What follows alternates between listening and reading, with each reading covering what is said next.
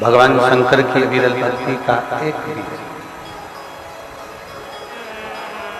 हमारे हृदय में, हमारे मन में, हमारे चित्त में, उसको अंकुरित करने के लिए जरूर रखना चाहिए। देखिए,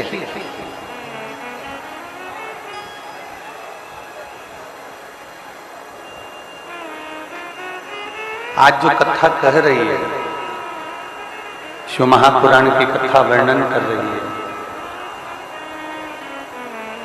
कठोर अगर भूमि होती है, कड़ली अगर भूमि होती है, कठोर भूमि है, कड़ली भूमि है,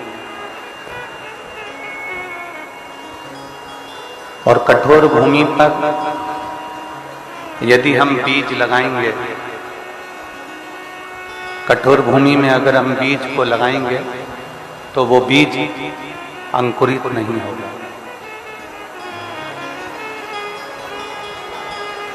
माइकों की आवाज।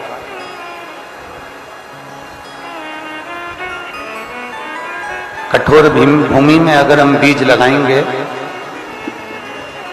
तो वो बीज अंकुरित नहीं होगा। बीज को अंकुरित करने के लिए एकदम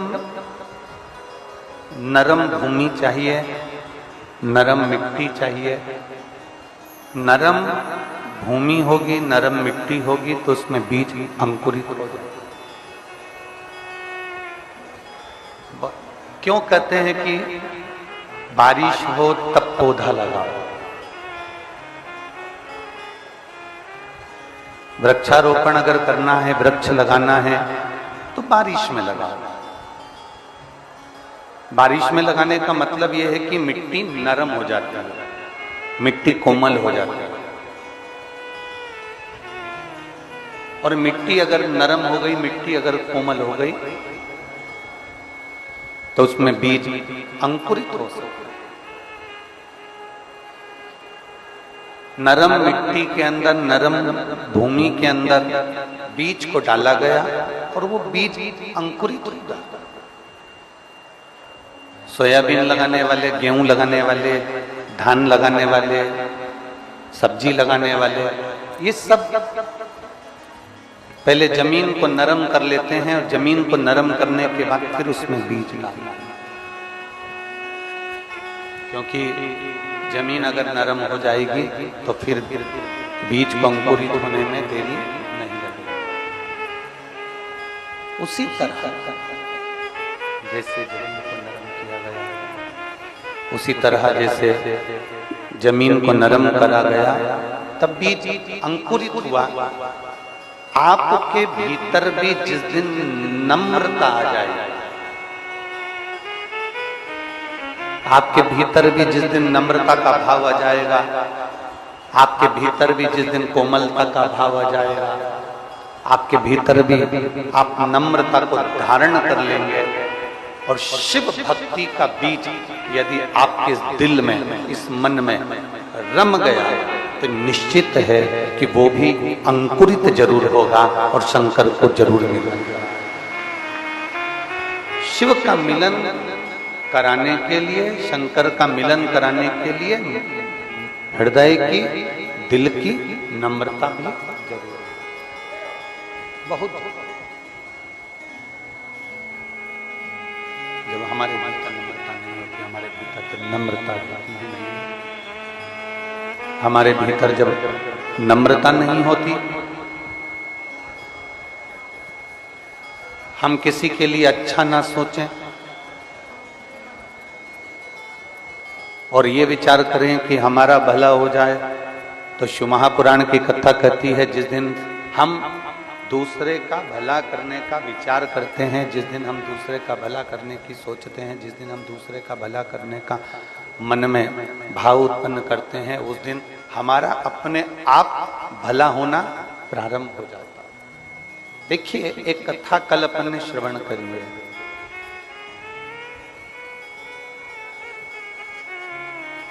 तारकासुर के 3 पुत्रों, तारकासुर के 3 बेटों।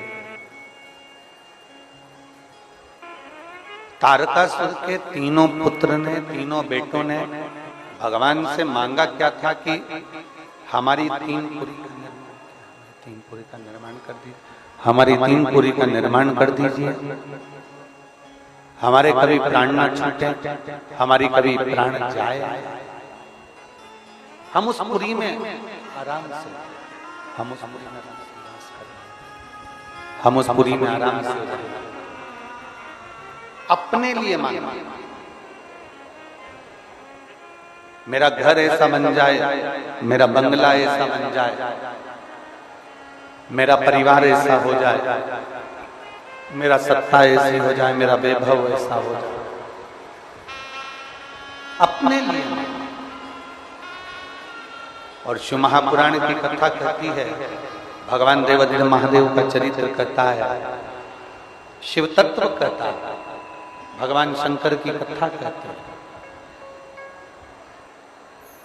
जिस दिन हमने संपूर्ण विश्व के कल्याण की बात करना प्रारंभ कर दी, जिस दिन हमने संपूर्ण जगत के उद्धार की बात करना प्रारंभ कर दी, उस दिन सबसे पहला कल्याण, सबसे पहला हित, सबसे पहला आनंद शंकर जी कहते हैं, मैं तेरा करना प्रारंभ कर देता हूं, तेरा भंडार करना।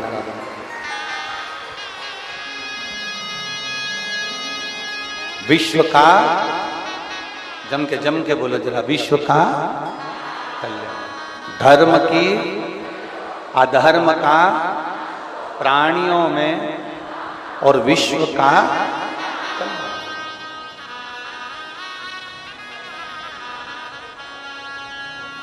ये विश्व कल्याण की जो भावना है,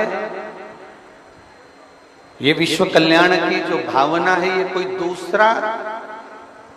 दूसरा धर्म विश्व कल्याण की भावना रखता ही नहीं। विश्व कल्याण की भावना तो केवल एक सनातन धर्म, केवल एक हिंदू सनातन धर्म ही ऐसा होता है जो जगत के कल्याण की भावना रखता है, संपूर्ण विश्व के कल्याण की भावना।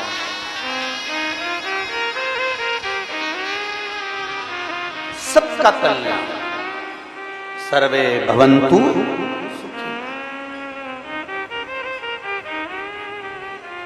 कितना सुंदर एक भाव कहा गया शिव महापुराण में, एक बड़ी सुंदर बात कही कि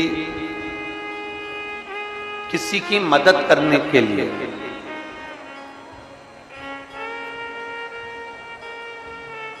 उत्तर आपको देना है विदिशा वाले, किसी की मदद करने के लिए दो चीजें हैं। अब निर्णय विदिशा वालों को देना है कि इन दो चीज में से किस चीज की जरूरत मदद के लिए पड़ती है। किसी की मदद करने के लिए दो चीजें हैं, एक धन और दूसरा मन। ठीक है, किसी की मदद करने के लिए दो चीजें बताई गई, एक धन, दूसरा मन। अब विदिशा वाले बताएं कि किसी की मदद करने के लिए सबसे जरूरी क्या है, धन की मन? क्या जरूरी है? मन। सारे विदिशा वालों के लिए एक बार जोरदार ताली बजाओ, बहुत सुंदर उत्तर आप लोगों ने, बहुत जरूरी नहीं। शिव महापुराण की कथा कहती है कि ये जरूरी नहीं कि आप किसी को 5 लाख रुपए दो, जरूरी नहीं कि आप किसी को 20,000 रुपए दो, जरूरी नहीं कि आप किसी को 5 लाख रुपए दो, 2 लाख रुपए दो, 1 लाख रुपए दो, 25-50 हजार रुपए दो, ये जरूरी नहीं है।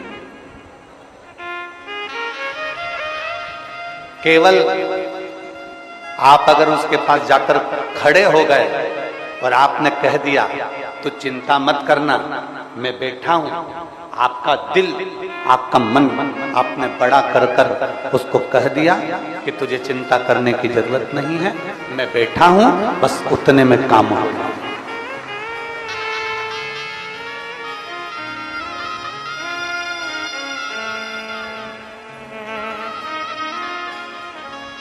मेरी जीजियां यहाँ बैठी हैं, मेरे जीजा बैठे हैं, मेरी बहनें बैठी हुई हैं, मेरी बेटी बेटा बैठे हैं, मेरी माताएं बैठी हैं। आप लोगों के स्मरण में होगा, आप लोगों के चित्त में होगा, आप लोगों ने देखा होगा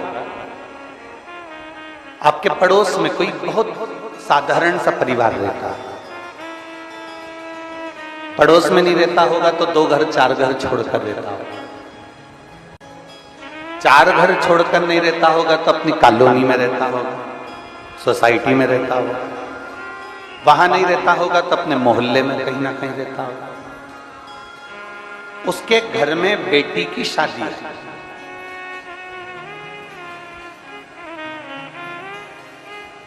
उसके घर में बेटी की शादी है, उसके घर में बेटी का विवाह है, उसके घर में शादी का कार्य है। अब बहुत गरीब है, साधारण सा है, बहुत साधारण है, उसके घर में बेटी का ब्याह आ गया, उसके घर में बेटी की शादी आ गई, उसके घर में बेटी का विवाह आ गया, और इतना धन नहीं है उसके पास। आप लोगों ने भी देखा होगा, आप लोगों के लिए अनुभव में आया होगा, आप लोगों के भी चित्त में आया होगा, उसके पास में इतना धन नहीं है, उसके पास में इतना वैभव नहीं है, पर बेटी की शादी करना है उसको।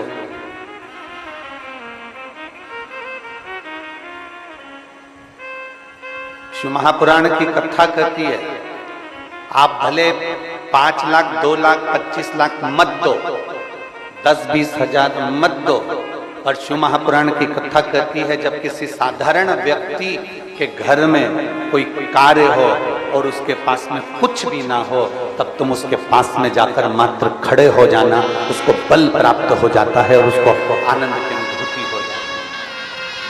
मन दीजिए,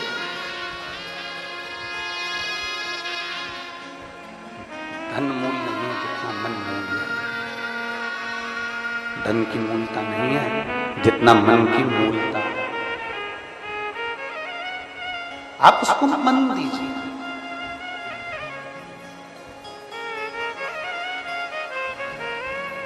आप जितना मन दे देंगे उसको, उसके लिए खड़े रहेंगे।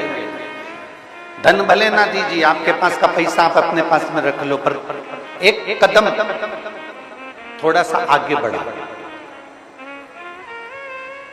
एक कदम थोड़ा सा आगे बढ़ाने का प्रयास करो। और जिस दिन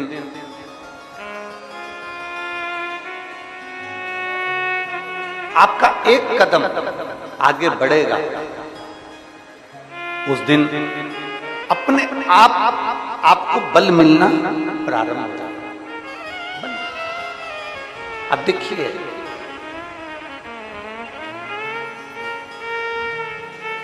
कथा कौन से दिन विराम हो रही थी? जम के बोलो जरा। चौथे दिन। अब कथा चौथे दिन विराम हो रही थी। अब देखिए, अगर व्यक्ति का साथ होता है, अपना व्यक्ति अपने साथ जब खड़ा होता है, तो उसका बल देखिए। कथा कौन से दिन विराम हो रही थी? चौथे। मैं माननीय आपके क्षेत्र के विधायक महोदय श्री मुकेश जी टंडन जी को साधुवाद दूंगा कि उन्होंने एक पहल ऐसी करी, और वो पहले दिन जब यहाँ आए थे सारी व्यवस्थाओं में लगे हुए थे, हम उनको देख रहे थे। हमने उनसे कहा था कि 7 दिन रुकिएगा, तो कहते गुरुजी विधानसभा चालू हो जाएगी, तो मैं आज आ गया, पर निगाह रहेगी और पूरा कार्य अच्छे से होगा। और पहल करी, भोपाल में बैठने के बाद भी उन्होंने तुरंत उसी समय पर समिति को कहा कि कथा होगी और 7 दिन पूरी होगी। ये एक विश्वास, ये एक भरोसा। मैं धन्यवाद दूंगा माननीय श्री प्रहलाद पटेल जी मंत्री जी को। साधुता जो आए और व्यवस्था देखकर गए, उसके बाद में उन्होंने जब जैसे ही सूचना मिली कि थोड़ा पानी कीचड़ हो रहा है, तो तुरंत उन्होंने वहां मंत्रिमंडल में बैठकर तुरंत कह दिया कि पटेल जी के साथ में, टंडन जी के साथ में, कि ये कथा पूरी होना चाहिए, इस कथा का आनंद होना चाहिए।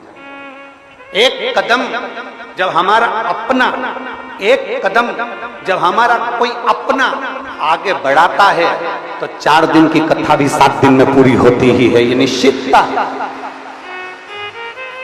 इसको निश्चितता कहते हैं, इसको स्नेहता कहते हैं।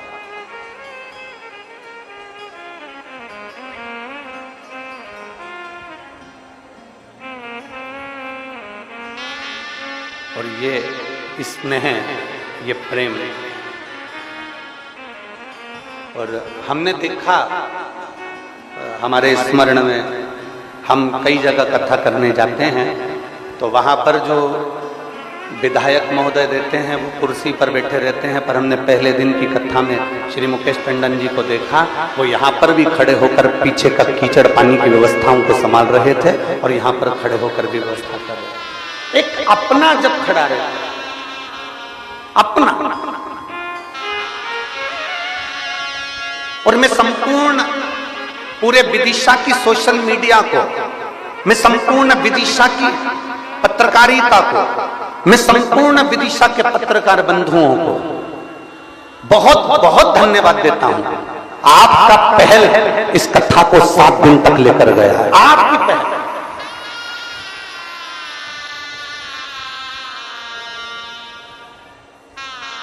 और अगर इस कथा में कहीं 2-4 अगर पत्रकार कहीं बैठे हों तो मैं उनको आमंत्रित करता हूं कि बेलपत्र मेरे पास से लेकर जरूर जाना। अगर यहाँ पत्रकार बंधु अगर कहीं बैठे हों तो जरूर आए व्यास पे, मैं उनको आमंत्रित करता हूं। आपकी पहल, आपकी पत्रकारिता, आपका कहना और ये विदिशा नगर को शिव महापुराण की कथा का सुख प्राप्त करा, ये एक आनंद साधुता है। हमारा एक कदम,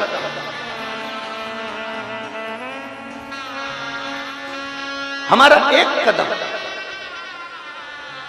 हमारा एक कदम जब आगे बढ़ता है, जब हम अपने कदम को आगे बढ़ाते हैं, क्योंकि हम साधारण नहीं हैं। सनातन धर्म सर्व जगत के सुख की कामना करता है। सनातन धर्म सर्व जगत के हित की कामना करता है। सनातन धर्म सर्वे भवन्तु सुखिनः की कामना करता है कि सब सुखी रहे, सब निरोग रहे।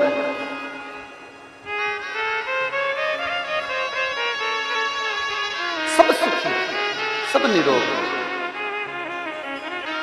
और तेरी कृपा बिना न हिले एक भी अणु, लेते हैं सांस तेरी कृपा से।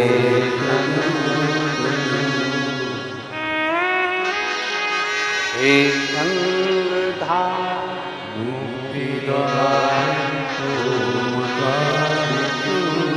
बोले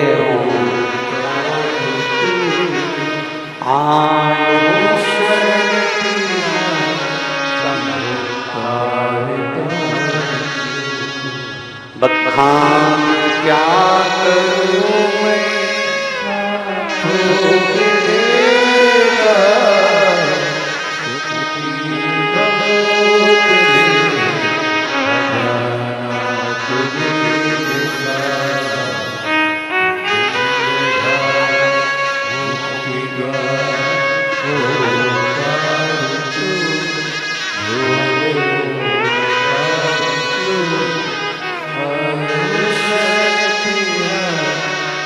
एक बार संपूर्ण विदिशा पत्रकार संघ के लिए जोरदार ताली।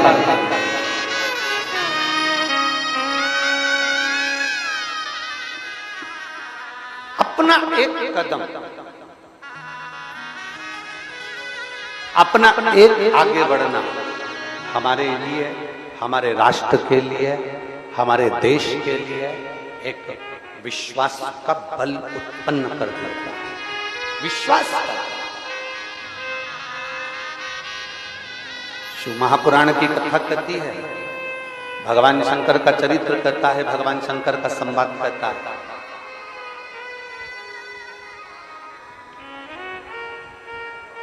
शिव को पाने की ललकता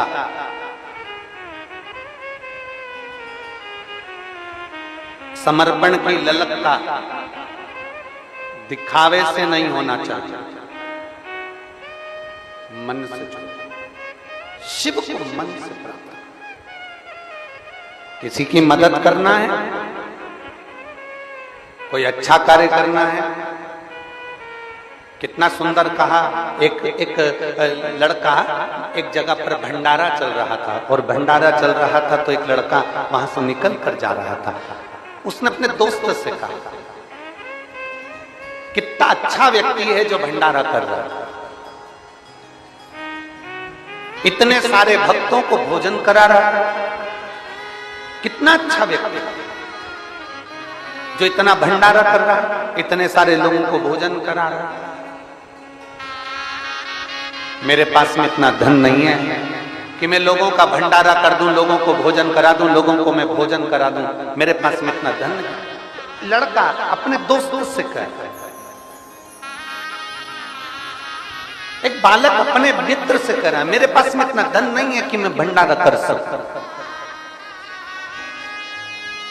मेरे पास में इतना पैसा नहीं है कि मैं भंडारा कर सकूं, मैं लोगों को भोजन करा सकूं, मेरे पास में इतना धन नहीं है। वहीं से एक शंकर का भक्त निकल कर जा रहा था और शिव के भक्त निकल कर जाते जाता बोला, कौन कहता है कि भंडारा करने के लिए बहुत सारे पैसे की जरूरत पड़ती है? शिव भक्त शंकर का अगर असली भक्त होगा ना तो धन की मूलता नहीं देखेगा।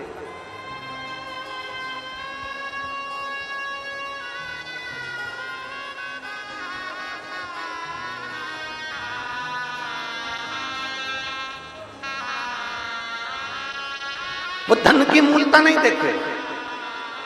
असली अगर शंकर का भक्त होगा तो वो धन की मूलता नहीं देखेगा।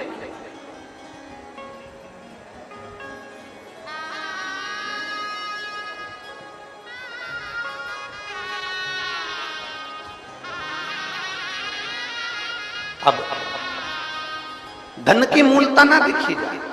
एक शिव भक्त ने उससे कहा, तुम कह रहे हो कि वो भंडारा कर रहा है, मेरे पास में इतना धन नहीं, मेरे पास में इतना पैसा नहीं, मैं भंडारा कैसे कर सकता, मेरे पास में तो इतना पूंजी नहीं। शिव भक्त कहता है, कौन कहता है कि भंडारा धन से होता है? अगर मन बड़ा हो ना तो एक बिस्कुट का पोड़ा उठाओ, उसको मल के पीपल के पेड़ के नीचे डालिया, चींटियां इकट्ठी होगी, उनका भी तो भंडारा होता है। घर में थोड़ा सा आटा सेक लिया, उसमें शक्कर मिला ली, 2 चुटकी आटा पेड़ के नीचे डालकर आ गए, चींटियों ने, जीवों ने खाया, वो भी तो भंडारा है। एक थोड़ा सा अनाज हाथ में लिया, छत पर पटक दिया, चिड़िया पक्षी आए उड़कर, उन्होंने खा लिया, वो भी तो भंडारा होता है।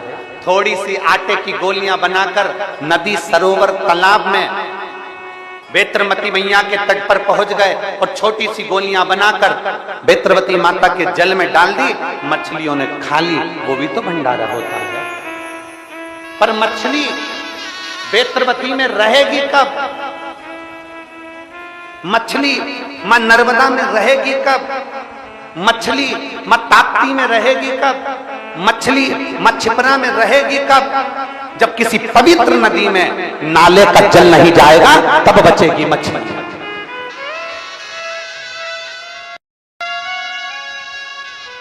हमारी पवित्र नदियां अशुद्ध होती चली जा रही हैं। हमारी पवित्र नदियों में गंदा गंदा पानी मिलता चले जा रहा है। हमारी पवित्र नदियों में गंदे गंदे नाले मिलते चले जा रहे हैं। हमारी पवित्र नदियों में ना जाने कौन कौन सी नली का पानी जाता रहा है, और नली का पानी, गटर का पानी हमारी पवित्र नदियों में जाता है, नदियां अशुद्ध हो जाती हैं। शिव महापुराण की कथा तो यहां तक कहती है कि आप शिवलिंग का निर्माण अगर सावन के महीने में कर रहे हो तो शिवलिंग का निर्माण करो, मना नहीं है। पर एक बात याद रखना कि निर्माल्य चढ़ा हुआ नदी में विसर्जन नहीं करना, उसको एक खड्डे में डालकर उसकी खाद तैयार करो, शिवलिंग का विसर्जन करो और निर्माल्य का विसर्जन मत करो, क्योंकि मिट्टी तो बह जाएगी, नदी में रम जाएगी, पर जो निर्माल्य हम डालते हैं वो कोने में पड़ा पड़ा सड़ता रहता है, सड़ता सड़ता बदबू मारता है, फिर बाद में वो गलता रहता है, सड़ता रहता है, बेकार होता रहता है और उससे पानी का स्रोत कम हो जाता है। इसलिए प्रयास करो, जरूरी नहीं कि बहुत बड़ा भंडारा करो,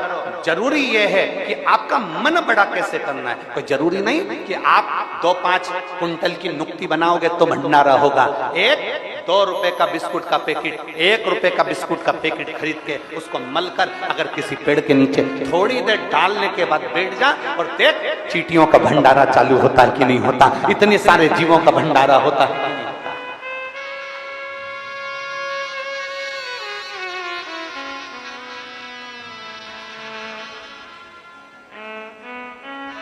जरूरी है हमारा सुधरना। गायत्री परिवार वाले कहते हैं हम सुधरेंगे, जम के बोलो हम सुधरेंगे, जम के जरा हम सुधरेंगे, युग सुधरेगा, हम बदलेंगे, युग बदलेगा। पहले किसको बदलने का कहते हैं? अपने आप। पहले किसको सुधरने का कहते हैं? अपने आप। हम अपने आप को तो सुधार नहीं रहे। हम एक उंगली अगर किसी पर उठाते हैं तो ये 3 उंगलियां हमारी ओर जाती है कि तुमने अगर किसी को गाली दी है, तुमने किसी को अपशब्द कहा है, किसी को आड़ा टेढ़ा कहा है, तो ये 3 उंगलियां कहती है पहले अपने अंदर झांक कर देख कि उसमें तो एक गलती है, तुझमें 3-3 गलतियां भरी पड़ी हुई है, अपने अंदर झांक। बार बार आवाज कम कर देते हैं, फिर बोलने में दिक्कत होती है। एक उंगली जब हम किसी पर उठाते हैं तो 3 उंगलियां हमारी ओर जाती हैं। हम अपने अंदर झांक कर देखें, अपने भीतर हम सुधरे। जब हम सुधरेंगे तो जगत अपने आप धीरे धीरे सुधरने लगे। काले कलर का चश्मा लगाओगे तो सब बोलो बोलो जम के जरा काले दिखेंगे। नीले कलर का लगाओगे तो नीले, पीले कलर का लगाओगे तो पीले। जैसा चश्मा आंखों पर चढ़ा रहेगा वैसा ही नजर आएगा। आप अंदर से जैसे हो गए ना, सामने वाला व्यक्ति वैसा ही नजर आएगा। चोर को चोर नजर आता है, साहूकार को साहूकार नजर आता है, कपटी को कपटी नजर आता है, बेईमान को बेईमान नजर आता है, प्रपंची को प्रपंची नजर आता है, ढोंगी को ढोंगी नजर आता है, कामी को कामी नजर आता है, और धर्म वाले को धर्म नजर आता है, संत को संत नजर आता है, साहूकार को साहूकार नजर आता है, और भगवंत को भगवंत नजर आता है, और शिव भक्त को सारे शिव भक्त नजर आते हैं। ये हमारी दृष्टि होना चाहिए। बोल बम का नारा है, जम के बोलो जरा, बोल बम का नारा है। हमारी दृष्टि क्या कह रही है, हमारी सोच क्या कर रही है, हमारी बुद्धि क्या कह रही है।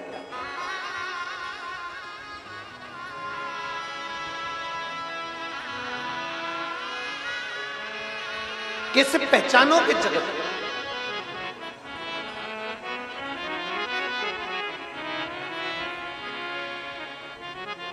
और मैंने तेरे भरोसे बाबा, तेरे भरोसे हवा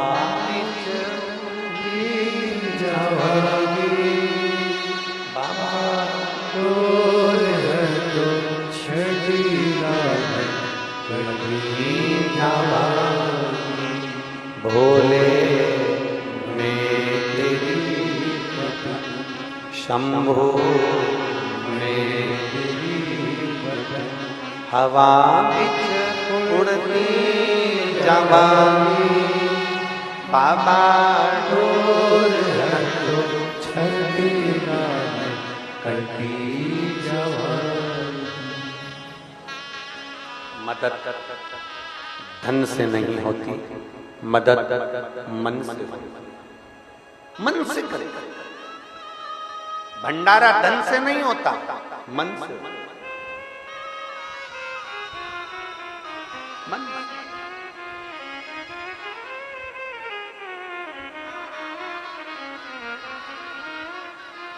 यहां एक माँ ऐसी बैठी हुई है जो किसी के खेत में काम करती है।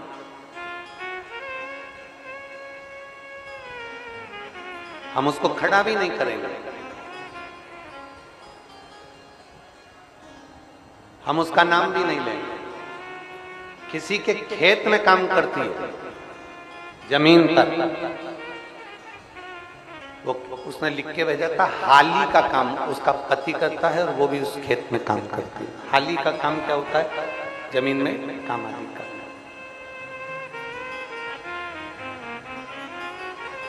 थोड़ा सा पैसा उसको जो मिलता है, अपने बच्चों का, अपने परिवार का पालन करता है। पर 7 दिन की पूरी कथा में इतना बड़ा डब्बा भरकर रोज रोटी बनाकर लाती है, साथ में कभी मिर्ची का ठेसा ली आती है, कभी बेसन बनाकर ली आती है, कभी आलू की सब्जी बनाकर ली आती है, और वो अपने आसपास में जितनी बैठी रहती है उतनी बैठी हुई को, वो अपने पास में बैठी हुई को 2, 4, 5 को जितनी दे सकती है उतने प्रेम से उनको 2-2 रोटी खिला देती है। जरा विचार करिए, जरा सोचिए। केवल भंडारा बड़े के लिए नहीं होता, केवल भंडारा शंभु शंभु शंभु शंभु शंभु शंभु शंभु शंभु, केवल बहुत सारा पुण्य बनाया और खिलाया वो भंडारा नहीं, अपने दिल से भगवान शंकर को अपन दिल से दे देंगे, भगवान शिव को अपन, भगवान देवादिदेव महादेव को अपन जब दिल से हृदय से भगवान शंकर को समर्पित करेंगे तो वो भी भंडारा, वो भी भंडारा।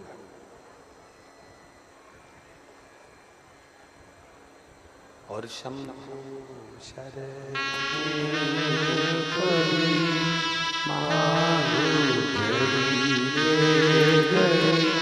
दुख काटो दया दीन दर्शन आपको शंभु हो गया मांगो घड़ी दे दुख काटो दया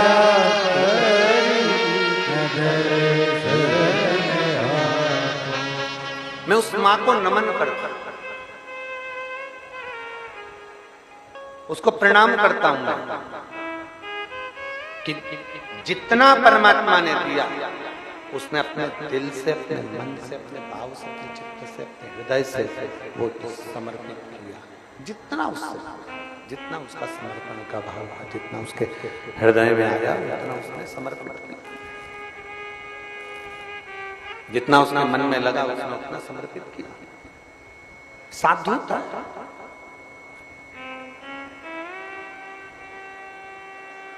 तुम्हारे घर में कितना भी दुख हो, कितनी भी तकलीफ हो, तुम्हारे घर में कितना भी कष्ट हो, तुम्हारे घर में कितना भी टेंशन हो, शिव महापुराण की कथा कहती है तुम्हारे घर में कितना भी दुख हो, तकलीफ हो, टेंशन हो, कुछ भी परेशानी हो, पर एक बात शिव महापुराण से सीख कर जाना कि हमारे घर में चाहे दुख हो, चाहे तकलीफ हो, चाहे कष्ट हो, कुछ भी हो, पर आए हुए मेहमान के लिए दरवाजा जब भी खोलना तो रोकर नहीं, मुस्कुराकर खोलना।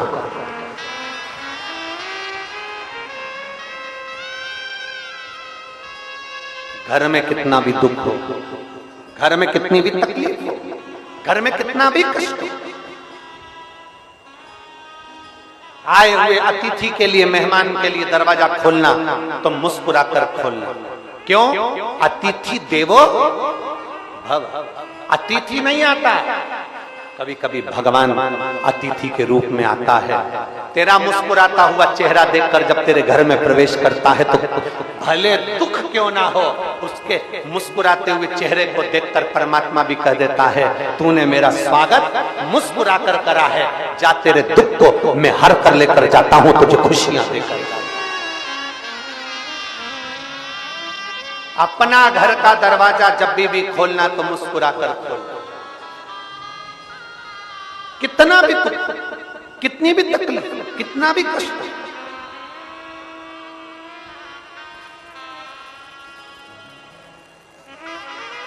क्या केवल आप लोग ही दुखी रहते हो? ब्रह्मा जी ब्रह्मलोक में रहते हैं, भगवान विष्णु वैकुंठ लोक में रहते हैं, और पृथ्वी पर रहने वाला देव है देवाधिदेव महादेव। पृथ्वी के देवता है भगवान शंकर, मृत्यु लोक के देवता है भगवान शिव। आपको अगर आपके पितरों का नाम नहीं मालूम है, आप शंकर का नाम याद रख लो। आपको आपके कुल देवता का नाम मालूम नहीं है, आप शंकर का नाम मालूम कर लो। आपको आपके कुल देवी का नाम नहीं मालूम, आप पार्वती जी का नाम मालूम कर लो। आपको आपके किसी देवी देवता का नाम नहीं मालूम, आपके कुल भैरव का नाम नहीं मालूम, कुल देवी का नाम नहीं मालूम, कुल पितरों का नाम नहीं मालूम, आप शंकर जी का नाम याद कर लो, केवल शिव का नाम। क्योंकि भगवान शंकर का जब विवाह हो रहा था उनसे पूछा गया था तुम्हारा गोत्र क्या है? शिव जी कहते हैं शंकर। तुम्हारे पिता का नाम क्या है? शंकर। तुम्हारी माता का नाम क्या है? शंकर। तुम्हारे नाना नानी का नाम क्या है? शंकर। केवल शंकर एक। शिव जी ने उस दिन ब्राह्मण के सम्मुख में भी कह दिया था कि सुनो विप्रदेव, सुनो ब्राह्मण देव, आप मेरा विवाह करा रहे हैं पार्वती जी के साथ, कन्या दान करा रहे हैं। कन्या देने के लिए गोत्र बोला जाता है, कन्या देने के लिए पिता, सास, ससुर आदि का नाम का उच्चारण किया जाता है, पर मेरा पिता शंकर ही है। मेरा पिता मैं खुद हूं, मैं पर ब्रह्म परमात्मा भगवान शिव कहते हैं मैं शिव हूं। मैं पितृ भी हूं, मैं गरुण भी हूं, मैं वरुण भी हूं, मैं जल भी हूं, मैं आकाश भी हूं। ब्राह्मण जब रुद्राष्टाध्यायी से आपका अभिषेक कराते हैं तो उसमें ब्राह्मण कहते हैं तलातल, रसातल, पृथ्वी, अग्नि, आकाश सब शिव है। संपूर्ण ब्रह्मांड शिव में भगवान शंकर कहते हैं सुनो विप्रदेव, सुनो ब्राह्मण देव, अगर किसी को अपना गोत्र का भी स्मरण ना हो और कोई अपने पितरों का भी स्मरण करना भूल जाए, भूलवश भी अगर मेरा नाम का मात्र उच्चारण कर लेता है तो उसके पितरों को और उसके देवता को भाग पहुंचाने की जवाबदारी मेरी हो जाए।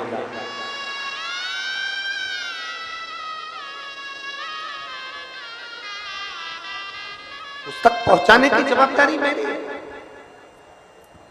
वहां तक भेजने की जवाबदारी मेरी है।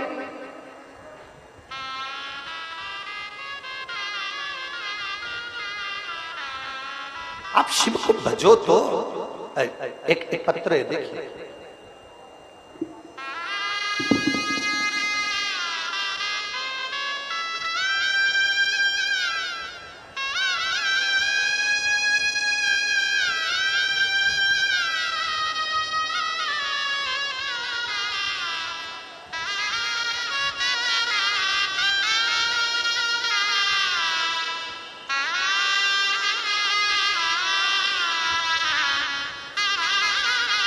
मैं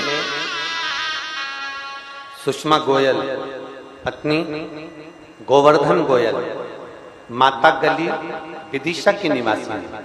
कहीं बैठी हो तो हाथ हिला सकती हैं, आप ही हैं? आ जाओ, एक बेलपत्र लेकर चलेगा। मैं सुषमा गोयल, पत्नी गोवर्धन गोयल, माता गली विदिशा की निवासी हूँ। मुझे 12 वर्ष पूर्व ब्रेस्ट कैंसर हुआ था। बाबा की कृपा से मैं पूर्ण स्वस्थ थी, लेकिन दिसंबर 2023 में मुझे जीभ पर एक छाला हुआ, जिसकी जांच में फिर वापिस कैंसर निकला। हमने भोपाल में डॉक्टर को दिखाया, उन्होंने सोनोग्राफी की, उसमें 2 कट्ठान ने बताया कि गले में 2 कट्ठान हो गई। डॉक्टर ने गले में ऑपरेशन करने का बोल दिया, जीभ के ऑपरेशन का बोल दिया। हम हां भरकर आ गए। तभी मेरे परिचित ने कहा कि वो सियोर वाला महाराज कथा करता है और कथा को सुनना प्रारंभ करो। हमने टीवी पर कथा सुनना प्रारंभ करी। 1 लोटा जल भगवान शंकर को समर्पित करना प्रारंभ किया। बाबा के मंदिर में जाती, जल समर्पित करती और वो जल पीना प्रारंभ किया। परिवार वाले बोले मम्मी ऑपरेशन करा लो, जीवान का भी और गले में जो 2 गठान हो गई हैं उसका भी। हमने कहा अभी ऑपरेशन नहीं कराना। जब वो सियोर वाला महाराज इतना चिल्ला चिल्ला के कहता है कि बाबा बैठा है, सारी समस्या का हल 1 लोटा जल है, तो हम भी तो जरा विश्वास कर कर देखें। हमने 1 महीने के लिए ऑपरेशन को टाल दिया। ऑपरेशन को टाला और टालने के बाद हम शंकर जी का चढ़ा हुआ जल पीना प्रारंभ करें, बेलपत्री को खाना प्रारंभ करा और हम फिर 1 महीने बाद भोपाल जांच के लिए गए। जब सोनोग्राफी कराई तो डॉक्टर ने कह दिया तुम्हारी गठानें गल चुकी हैं और तुम ठीक हो चुकी हो, अब कैंसर नहीं है। ये शिव भक्ति, ये अविरल भक्ति। बाबा एक लाइन अच्छी लिखी है जी ने, आप और हम सब मिलकर दोहराते हैं। भोलेनाथ दया करना, मैं तेरे भरोसे,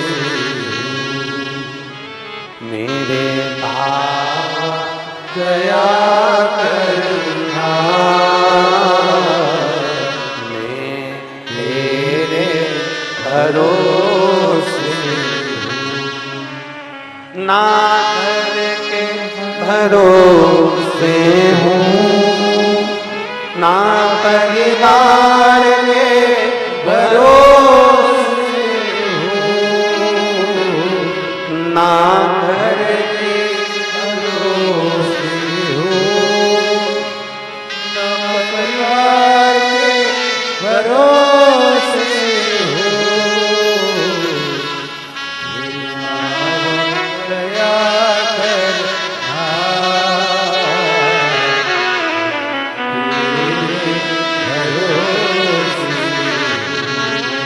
भोले बाबा दया करना मेरे भरोसे। हम आश्चर्य क्यों नहीं हो? वो जीजी ने लिखा 1 महीना में ऑपरेशन नहीं करूंगी, पहले मैं देखूं शंकर का भरोसा किसको करता है, शिव का विश्वास किसको करता है। एक पत्र और है, देखिए।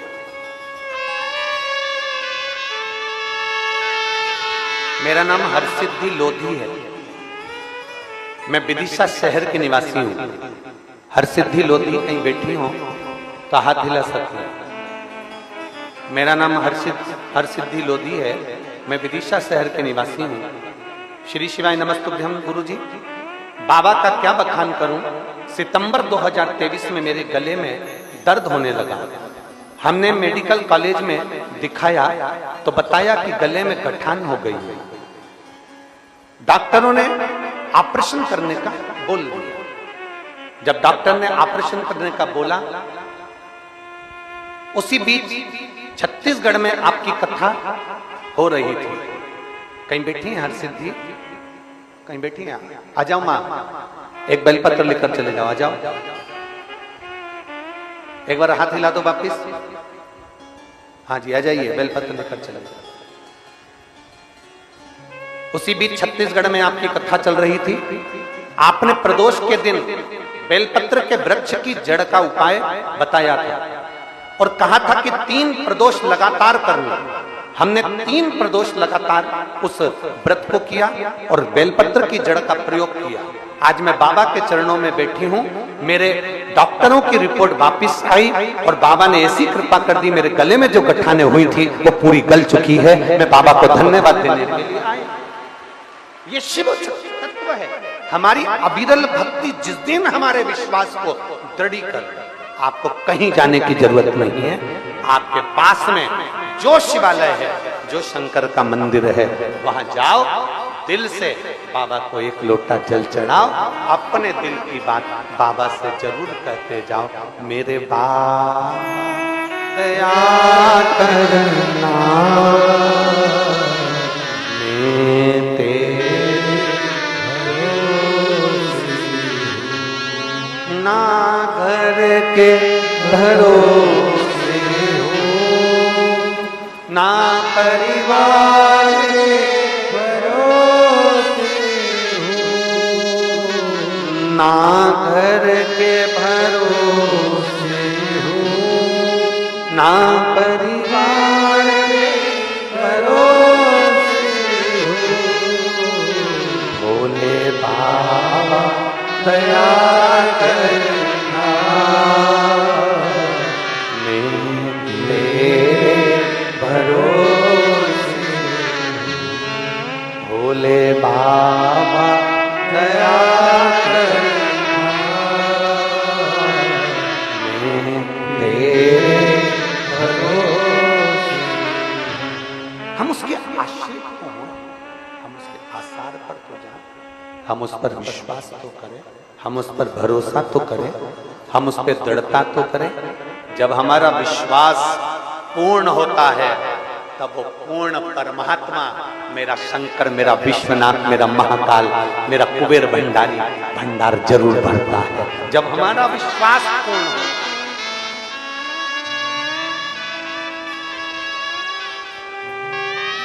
ऐ मेरी विदिशा की जीजी और मेरे विदिशा के जीजाओं, बेटियों, बेटाओं, मेरी माताओं, मेरे भाई, मेरे बंधु, मेरे सखाओं, निवेदन, दिखावा करने कभी कथा में मत जाओ, भीड़ बढ़ाने कभी कथा में मत जाओ। दिखावा करने के लिए कभी मंदिर मत जाओ।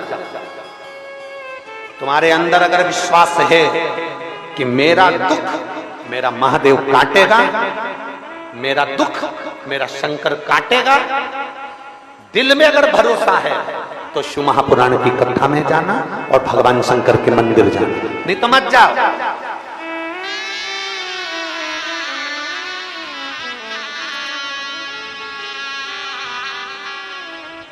क्या करोगे जाकर? क्यों परेशान होना?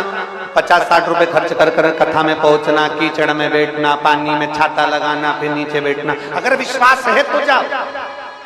अगर भरोसा है कि मेरा दुख मेरा बाबा काटेगा तो मैं कथा में जाऊंगी, सुनूंगी, मेरा बाबा मेरे अंदर विश्वास पैदा करेगा और मैं रोज शंकर के मंदिर जाऊंगी, शिवालय जाऊंगी, शंकर को लोटा भर के जल चढ़ाऊंगी, मेरा दुख मेरा बाबा काटेगा। विश्वास है तो। विश्वास नहीं, मानो तो गंगा माहू और ना मानो तो बहता। मानो तो मां बेत्रवती हूं, नहीं तो नदी के रूप में तो बह। मानो तो मैं नर्मदा हूं, नहीं तो मैं तो बह।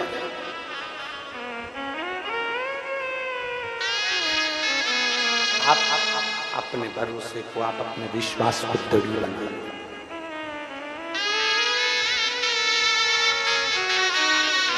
एक भरोसा, एक विश्वास, एक दृढ़ता आपके भीतर होना चाहिए।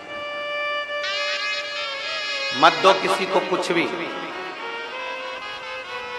आपका दिल नहीं करता, बिल्कुल मत दो किसी को कुछ भी। पर एक काम करना, मदद करने के लिए धन भले मत देना, पर मदद करने के लिए मन, अपना दिल, अपना समय जरूर देना और आगे बढ़कर खड़े।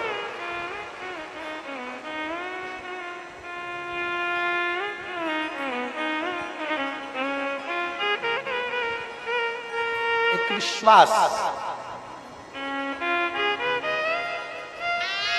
और मेरी जीजियों, मेरे जीजाओं, यहां आए जरूर हो आप लोग। आज कथा का छठा दिवस है। 1 बजे से 4 बजे तक कथा हो जाएगी। कल कथा का 7वां दिवस रहेगा। कल कथा सुबह 8 बजे से 11 बजे तक हो जाएगी।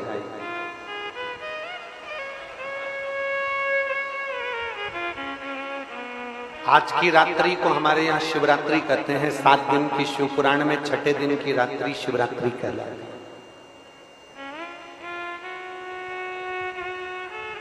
रात को लोग भजन करते हैं, कीर्तन करते हैं। सवेरे 8 बजे कथा में आने के लिए घर से 6-6, 5-5 बजे निकल जाते हैं। सुबह 8 बजे से 11 बजे तक कथा हो जाएगी। 11 बजे कल कथा विराम हो जाएगी। टीवी पर वही 1 बजे से 4 बजे तक आएगा। आप अपने घर चले जाओगे, हम अपने बाबा के धाम चले जाएंगे। हम अपने बाबा के धाम चले जाएंगे। अब इस बीच में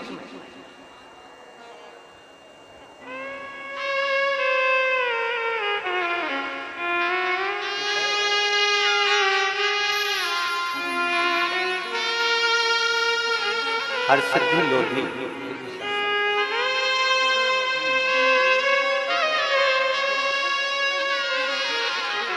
ये बच्ची का विश्वास देखिए। गांठ होने के बाद डॉक्टर को दिखाने के बाद में शिव के मंदिर जाना चालू करा और वापिस जांच कराई 1 महीने बाद तो कठाने नहीं थी शरीर के अंदर। ये विश्वास है। आप अपने घर, हम अपने बाबा के धाम चले जाएंगे। इस बीच में हम आपसे बहुत दूर नहीं हैं। पास में ही सीहोर है, पास में ही कुबेरेश्वर बाबा का धाम है। बाबा से ऐसी विनती कर कर जाना, बाबा मेरी झोली 3 महीने में खुशियों में भर देना, मैं कुबेरेश्वर धाम पर लोटा भर के जल चढ़ाने जाऊं। ऐसी विश्वास, भरोसा, दृढ़ता अपने भीतर रखिए।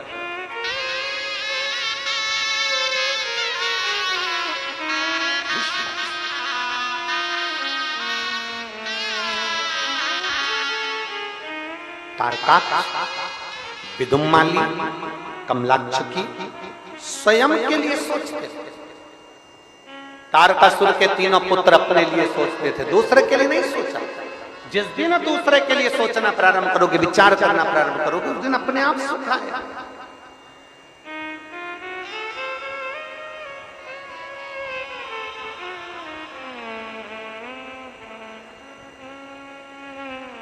जिस दिन दूसरे के लिए विचार करना प्रारंभ करोगे, उस दिन अपने आप धन प्राप्त होता है।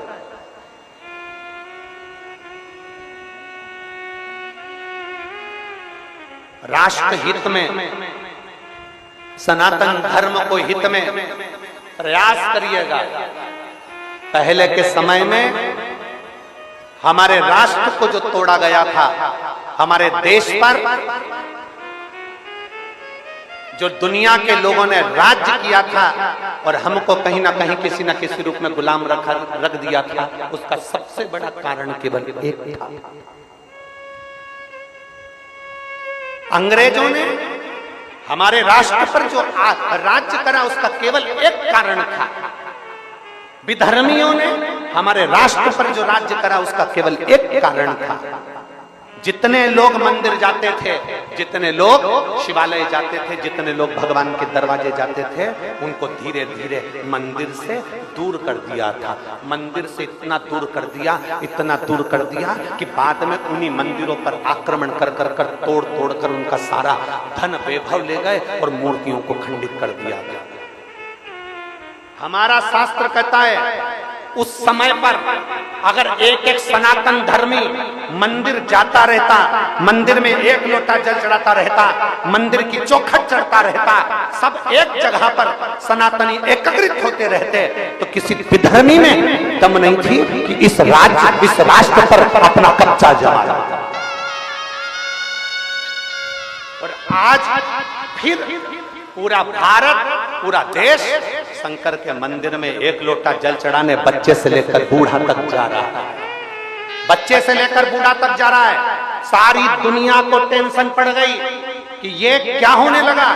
हम सनातन धर्म को तोड़ने की बात कर रहे हैं और मालूम पड़ा सनातनी फिर जुड़कर छोटे छोटे मंदिर में जाना प्रारंभ कर दिया। फिर चिंता पड़ गई। याद रखना, राष्ट्र का सैनिक, भारत का सैनिक वेतन के लिए नहीं, वतन के लिए काम करता है। और सियोर वाला महाराज कथा धन के लिए नहीं, सनातन धर्म को जोड़ने के लिए करता है। सनातन धर्म कैसे जुड़े, मंदिर तक कैसे जाए। लोगों ने मंदिर में इतना इतना विधान बता दिया था, ऐसे दर्शन मत करना, ऐसे प्रणाम मत करना, ऐसे मत छूना, ऐसे मत जाना, ऐसे मत करना। लोग दूर हट गए, नवयुवक बेटा बेटी दूर हट गए, सनातन धर्म के लोग मंदिर से दूर हट गए। शंकर की कथा ने फिर कह दिया, एक लोटा जल सारी समस्या का हल। तुम जैसे चढ़ाओ भगवान को चढ़ाओ, तुम्हारा जैसे मन करे वैसे मंदिर जाओ, तुम्हारा जैसा दिल करे वैसे शंकर के मंदिर में झाड़ू लगाओ, वैसे पोछा लगाओ, वैसे बेलपत्र चढ़ाओ, कैसे भी जाओ, पर शंकर के मंदिर तो जाओ। अपने माता पिता के सामने ढोंग से मत जाना, अपने माता पिता के सामने ढंग से जाना। बस यही शिव पुराण कहते हैं। ढोंग की जिंदगी मत जियो, ढंग की जिंदगी जियो। मेरे भगवान कालाधिपति के सामने जाना, मेरे शंकर के मंदिर में जाना, मेरे शिवालय में जाना, शिव की चौखट पर जब भी जाना, शंकर के मंदिर में जाना, शिव महापुराण की कथा में जाना, तो ढोंग कर मत जाना, ढोंगी बनकर मत जाना, ढोंग से दूर हटकर ढंग के बनकर जाना कि हमें यहाँ दिखाने नहीं आना है, हमें तो यहाँ बाबा को रिझाने आना है। यहाँ मेरा पिता बैठा है, यहाँ मेरी माँ बैठी है, जो मुझे ढंग की जिंदगी जियो। ढोंग की जिंदगी में क्या पड़ा, क्या पड़ा है ढोंग की जिंदगी।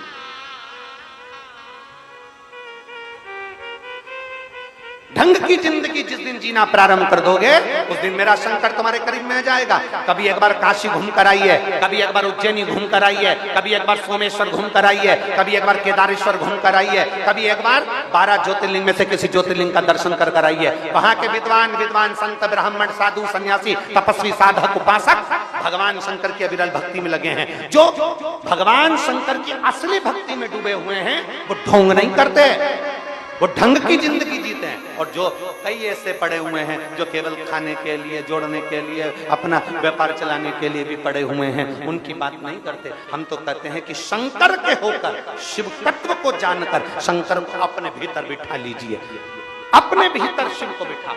जब दुख आए दुनिया के सामने जाकर मत रोना, जब तकलीफ आए एक लोटा जल, दिन हो दोपहर हो शाम हो, तुम्हारा मन कर जाए जब दुख आए। क्योंकि याद रखना, बेटा अपने कमरे में सोता है, बहू अपने कमरे में सोती है, बच्चे अपने कमरे में सोते हैं। केवल एक घर का बुजुर्ग ऐसा होता है जो अपना कमरा बंद कर कर नहीं सोता। घर का बड़ा अपना कमरा खोल कर सोता है।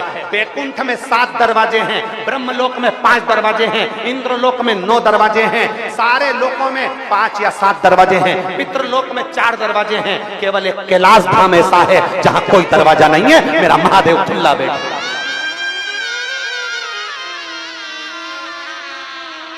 सारे धाम में दरवाजे हैं पर मेरे कैलाश पर दरवाजा नहीं है, मेरे शंकर के दरवाजे पर दरवाजा नहीं है। क्यों? क्योंकि वो जगत का बाप है, वो जगत की माँ है। अपना दरवाजा खोल कर सोते हैं कि मेरे लाडले को कब मेरी जरूरत पड़ जाए, मेरे बेटे को कब मेरी जरूरत पड़ जाए, वो मुझे पुकारेगा। भगवान नारायण के मंदिर के आगे गरुण साइड में होंगे, ब्रह्मा जी का वाहन अलग होगा, इंद्र का वाहन अलग होगा, पर केवल एक शंकर भगवान का नंदी उनके दरवाजे पर बाहर बैठा रहता है, अंदर नहीं बाहर। क्योंकि शिव जी कहते हैं मेरा भक्त ना जाने कब पुकार ले, तुरंत जाना पड़ेगा। इसलिए नंदी तो तैयार बैठना। नंदी का पांव देखना, एक पैर आगे खींच कर बैठता है कि बस भगवान बैठे और मुझे जाना है। भक्त पुकारे और मेरा महादेव दौड़ कर आ जाए, वो शिव की भक्ति होती है। ढंग की जिंदगी जियो, ढोंग की जिंदगी में परमात्मा कभी नहीं मिल सकता, कभी नहीं। शिव की चौखट पर जाओ।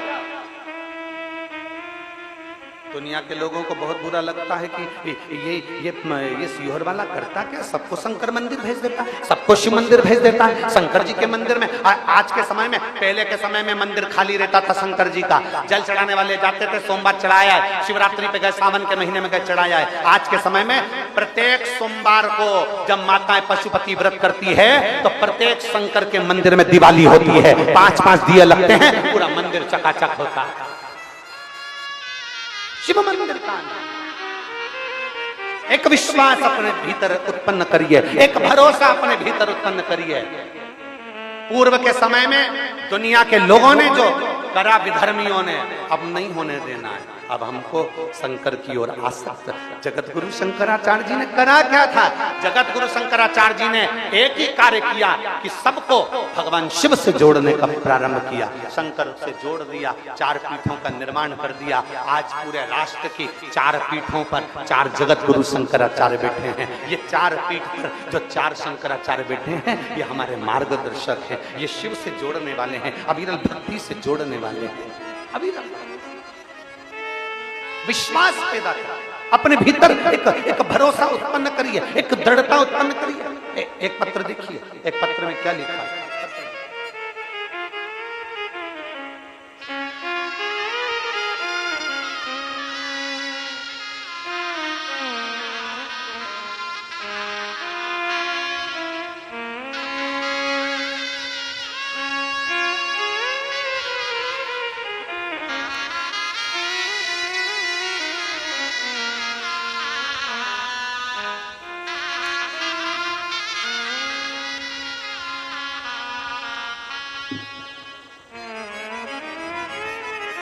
राखी श्रीवास्तव विदिशा से हैं। राखी श्रीवास्तव कहीं बैठी हो ताहतेला सकती। राखी श्रीवास्तव, मैं राखी श्रीवास्तव विदिशा की रहने वाली हूँ। शिव जी की कृपा का मैं क्या गुणगान करूं। कहीं बैठी हो राखी श्रीवास्तव ताहतेला सकती। शिव जी की कृपा का मैं क्या बखान करूं।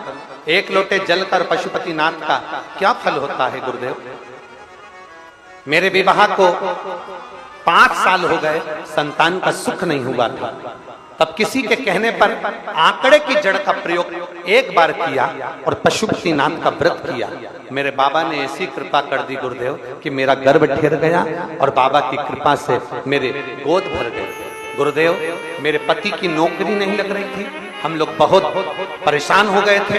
तब मैंने बाबा से प्रार्थना कर कर एक लोटा जल अपने पति के लिए भी समर्पित करना प्रारंभ करा। बाबा की कृपा से अब उनकी नौकरी लग गई है। मैं बाबा को धन्यवाद देने के लिए शिव तत्व की प्रार्थना। कहीं बैठी हो तो आ सकती हैं एक बेलपत्र लेने के लिए।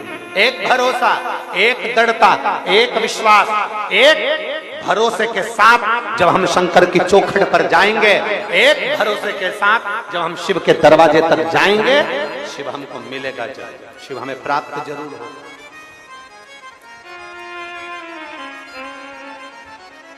शिव हमें मिलेगा, ऐसा नहीं बस उसको पुकारने वाला चाहिए।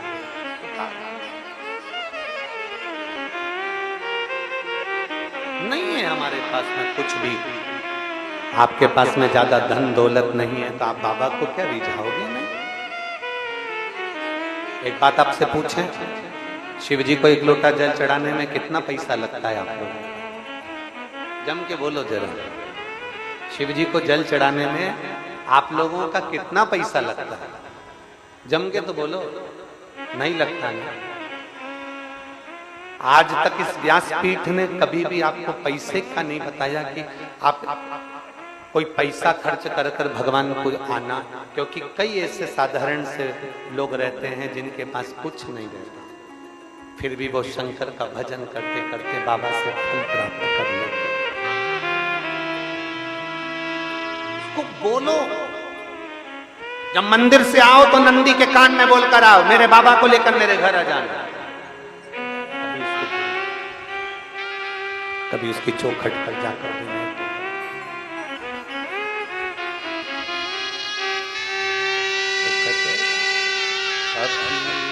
फुर्सत हो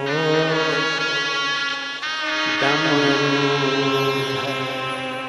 निर्धन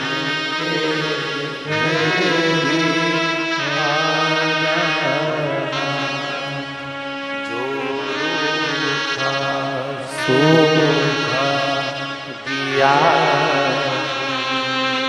उसका भी हो कभी फुर्सत हो डमरू निर्धन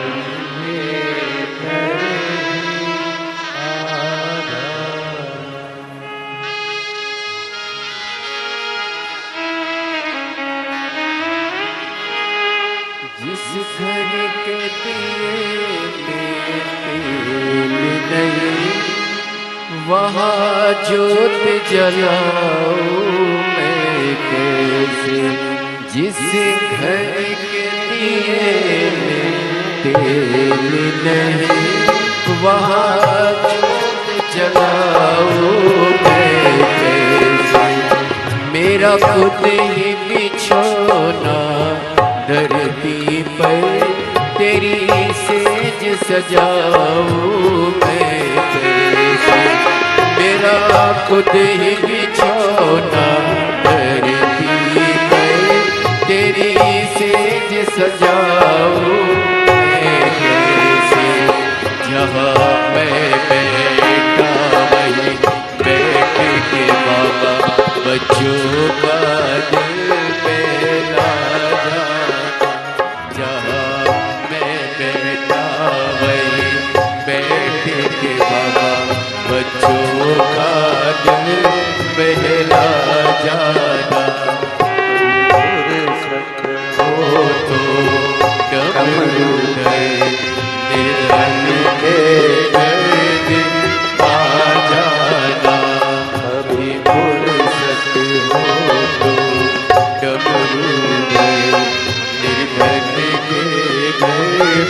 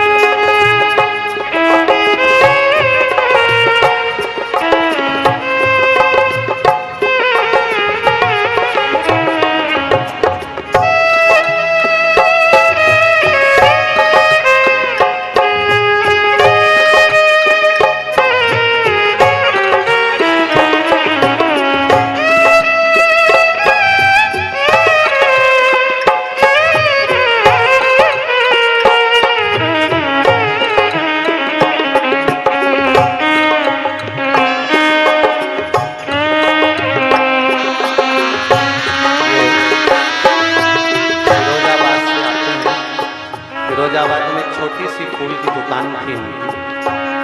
बहुत कष्टमय जीवन था। पंडाल में बैठकर कथा सुनते थे। नियम ले लिया था, जहां शिव पुराण होगी फिरोजाबाद से माला लेकर आऊंगा, बस मेरी झोली खुशियों से भर देंगे। 2 बेलपत्र लेकर जाते हैं फिरोजाबाद से। भारत के कोने कोने में जहां शिव पुराण होती है वहां व्यासपीठ पर पहुंच जाते हैं। एक बार जोरदार ताली बजाएं। व्यासपीठ की एक बेलपत्र पाता है।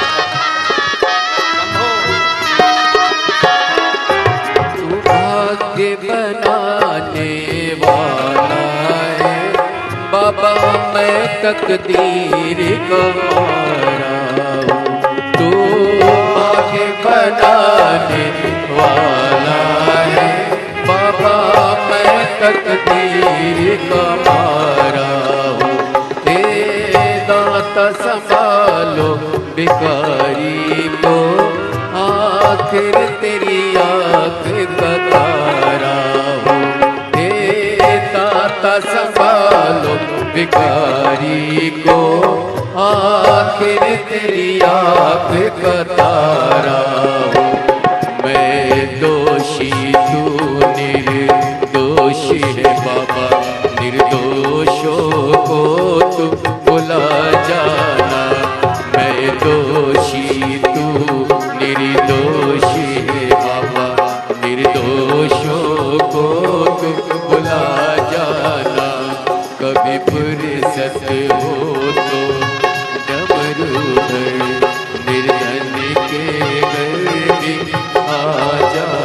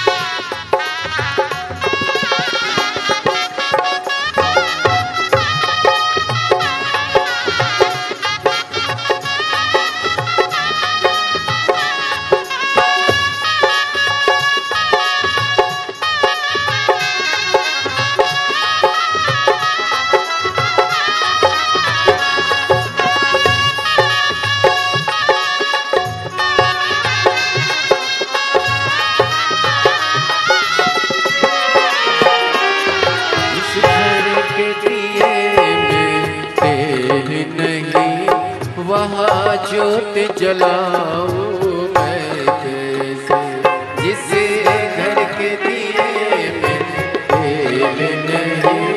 वहाँ ज्योत जलाऊं मैं कैसे, मेरा खुद ही बिछौना धरती पर तेरी सेज सजाऊं मैं कैसे। मेरा खुद ही बिछौना धरती पर तेरी सेज सजाऊं मैं कैसे। जहाँ मैं बैठा वही बैठे के बाबा, बच्चों का दिल बहला जाना। जहाँ मैं बैठा वही बैठे के बाबा, बच्चों का दिल बहला जाना। कभी फुर्सत हो तो डमरू में निर्धन के घर भी आ जाना। कभी फुर्सत हो तो डमरू में निर्धन के घर भी आ जाना। जो रूखा सूखा दिया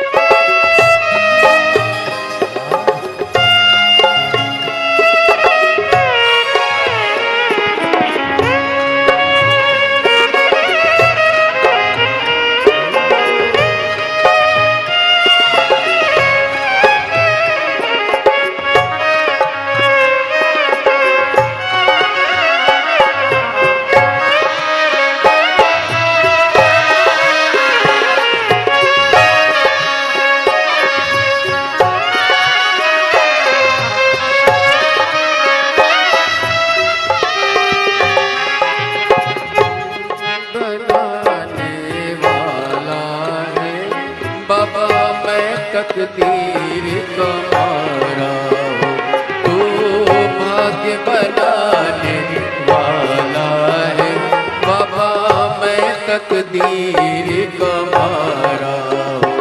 हे दाता संभालो भिखारी को, आखिर तेरी आँख का तारा हो। हे दाता संभालो भिखारी को, आखिर तेरी आँख का तारा हो। मैं दोषी तू निर्दोषी है बाबा, निर्दोषों को तो भुला जाना। मैं दोषी तू निर्दोषी है बाबा, निर्दोषों को तो भुला जाना। कभी फुर्सत हो तो डमरूधर निर्धन के घर भी आ जाना। कभी फुर्सत हो तो डमरूधर निर्धन के घर भी आ जाना। जो सूखा सूखा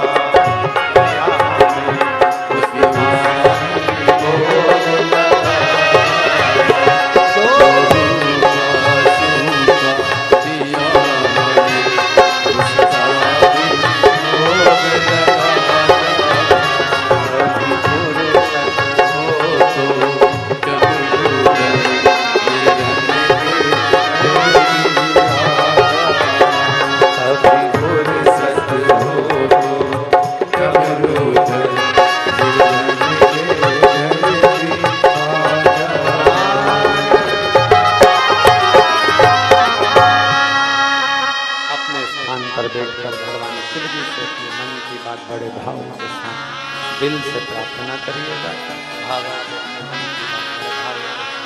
से कहिएगा, शिव स्वीकार करेंगे। भाव से भाव जहाँ जगह मिले वहाँ बैठ जाओ, कीचड़ हो तो खड़े खड़े बाबा से प्रार्थना करो, दिल से बाबा से निवेदन करिए, भाव से करिए।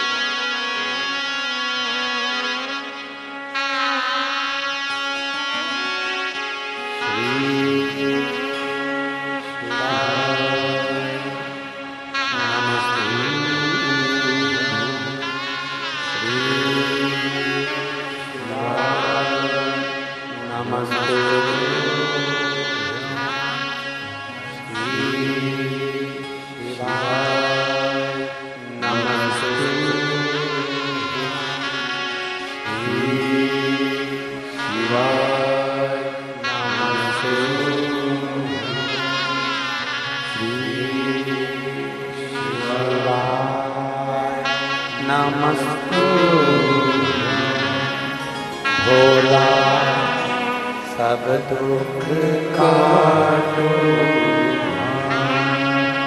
ओ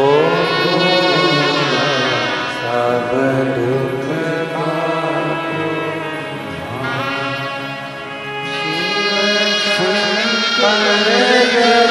तेरी माला भोले बाबा, तेरी माला भोला सब दुख काटो मारा, ओ भोला सब दुख काटो मारा। देश है मंगल मंगलकारी, देश है मंगल मंगलकारी, शमशान वासी हमारा, शमशान वासी हमारा, ओ भोला सब दुख काटो मारा, ओ भोला सब दुख काटो मारा। भगवान देवाधिदेव महादेव भगवान शिव की कथा कर रहे हैं, भगवान शंकर का संवाद कर रहा है, शिव महापुराण की कथा वर्णन कर रही है। एक विश्वास भीतर अपने लिए मांगने से पहले उस परमात्मा से संपूर्ण जगत के हित के लिए मांगा। संपूर्ण जगत के संपूर्ण जगत के उद्धार। जब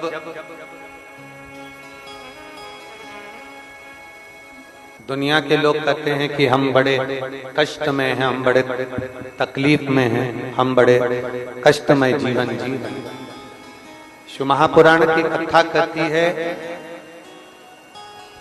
दूसरे के वैभव को देखकर नहीं, अपने पास में, अपने नजदीक में, अपने करीब में, अपने पास में कोई रहता हो जिसके पास में वैभव भी ज्यादा ना हो, उसको भी देखो।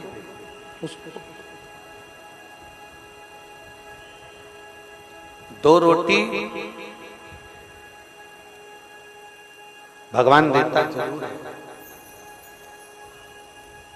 पेटी भरने की जवाबदारी मेरे भोलेनाथ ने नहीं ली है। तुम्हारे जन्म के बाद में पेटी भरने की जवाबदारी भोलेनाथ नहीं ली है महाराज। पेट भरने की जवाबदारी भोलेनाथ ने ली है कि तू कहीं पर भी रहेगा तुझे भूखा नहीं सोने दूंगा, ये पक्का है। तेरा उदर तृप्त कर। पेटी से मतलब मेरे शंकर को नहीं है, भगवान शंकर को मतलब है तुम्हारे पेट भरने से मतलब है भगवान शिव को तुम्हारे पेट भरने से।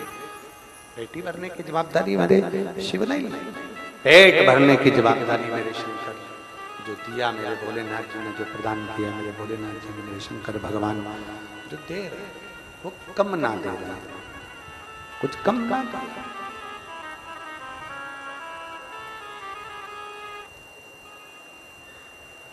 एक बड़ा सुंदर संवाद शिव महापुराण के अंतर्गत आता है, आप लोग स्मरण करेंगे तो आपके चित्तवृत्ति में आया होगा कि सती माता का जब जन्म दक्ष प्रजापति के यहाँ पर हुआ, सती माता का जब जन्म दक्ष प्रजापति के यहाँ पर हुआ और सती माता का जब जन्म दक्ष प्रजापति के यहाँ पर होता है, प्रेशर बढ़ाइए, सती माता का जन्म जब दक्ष प्रजापति के यहाँ होता है, सारे देवता, सारे देवता, सारे नदी, सरोवर, बावड़ी, कुंड, तालाब, सारे तीर्थ सब नजदीक में सती माता के यहाँ दक्ष प्रजापति के यहाँ पर आ जाते। सारे तीर्थ, सारे तालाब, सारी बावड़ी, सारे कुंड, सारे तीर्थ सती माता के यहाँ पर आ जाते। फिर चरित्र आता है वापिस भगवान शंकर का पावन चरित्र, फिर वापिस भगवान शिव का चरित्र आता है कि पार्वती जी का जब जन्म होता है, पार्वती जी जब प्रकट होती है मैनावती के यहाँ हिमालय राज के घर में, हिमालय राज के यहाँ पर जब माता पार्वती जी का जन्म होता है, फिर वापिस सारे देवता, सारे सरोवर, सारे कुंड, सारे तीर्थ वहां पर आकर विराजमान हो जाते हैं। सारे तीर्थ, सारे सरोवर, सारे कुंड सब आकर विराजमान हो जाते हैं। अब विचार करिएगा, जरा सोचिएगा, सती मैया का जन्म हुआ, माता सती प्रकट हुई, माता सती का प्रागट्य हुआ, सारे तीर्थ, सारी नदियां, सारे सरोवर, सारे कुंड, सारे देवता माता सती के यहाँ पर पहुंचे। पार्वती जी का जन्म हुआ, सारे देवता, सारे तीर्थ, सारे देवता, सारे कुंड सब माता पार्वती, माता पार्वती जी के यहाँ पहुंचे। अब विचार करिए, मैनावती के दिल में, मैनावती के हृदय में, मैनावती के मन में एक भाव उत्पन्न हो गया, मैनावती के हृदय में एक भाव उत्पन्न हुआ, मीनावती ने विचार किया कि ये एक बात हमें बताओ, हिमालय राज से पूछा कि ये बताओ कि समझ में नहीं आया इन देवताओं को निमंत्रण किसने दिया?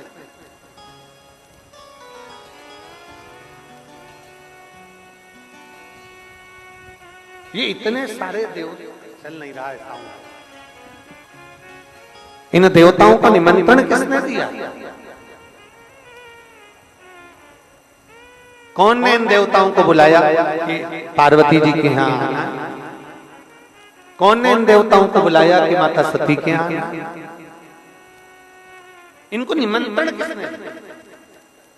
इन सारे तीर्थों को बुलाया गया, ये सारे तीर्थ यहाँ आए, तो इन तीर्थों को निमंत्रण किसने दिया? सारी नदियों को, सारी बावड़ियों को, सारे सरोवर को, सारे कुंड को, इनको निमंत्रण किसने दिया?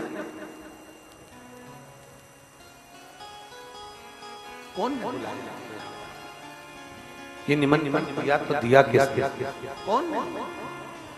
शिव महापुराण कहती है, हिमालय राज ने कहा कि हो सकता है कि देवऋषि नारद ने इन सारे देवताओं को निमंत्रण दे दिया हो। देवऋषि नारद ने निमंत्रण दिया, देवऋषि नारद जी को बुलाया। देवऋषि नारद पधारे, श्रीमन नारायण, श्रीमन नारायण, श्रीमन देवऋषि नारद पधारे और नारायण, श्रीमन नारायण, नारायण, श्रीमन नारायण, नारायण, श्रीमन नारायण, नारायण, श्रीमन नारायण। देवऋषि नारद को बुलाकर हिमालय राज ने पूछा, हिमालय राज ने विनती करी, देवऋषि नारद से कहा, नारद जी क्या आपने निमंत्रण दिया है इन सभी देवताओं को पार्वती जी के दर्शन के लिए? क्या आपने निमंत्रण दिया है सभी देवताओं को, सारे तीर्थों को, सारे सरोवर को, सारे कुंड को पार्वती जी के दर्शन के लिए? नारद जी कहते हैं, नहीं नहीं नहीं, मैंने कोई निमंत्रण नहीं दिया, किसी देवता को मैंने नहीं कहा कि आप आकर पार्वती जी का दर्शन करो, किसी देवता को मैंने कभी नहीं कहा कि आप सती माता का दर्शन करो, किसी देवता को मैंने नहीं कहा कि आप आओ और सारे सरोवर, सारे तीर्थ, सारे कुंड आकर दर्शन करो, मैंने निमंत्रण नहीं। तो फिर निमंत्रण किसने दिया? कौन ने कहा? चले आओ, इनको कहा किसने? कौन?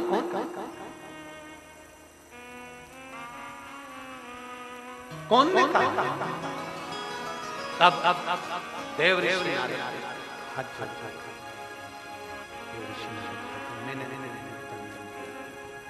देवऋषि नारद कहते हैं, मैंने कोई निमंत्रण नहीं दिया, मैंने कोई निमंत्रण दिया। मैं आपको ब्रह्मदेव के पास में लेकर चलता हूं हिमालय। अब देखते नारद जी ब्रह्मदेव के पास लेकर जाएं, उससे पहले ब्रह्मा जी स्वयं हिमालय राज के भीतर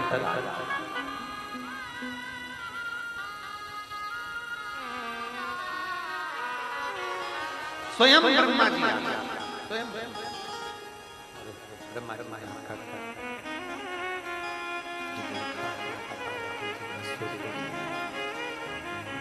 ब्रह्मा जी जो पार्वती का स्वरूप देख रहे थे, ब्रह्मा जी जो माता पार्वती जी का स्वरूप का दर्शन कर रहे थे, सारे देवता देखकर आश्चर्य कर देवऋषि नारद ने ब्रह्मा जी को चरण छूकर थोड़ा सा हिलाया और हिलाकर पूछा कि ये तो बताओ कि इन सारे देवताओं को पार्वती जी क्या भेजा किसने?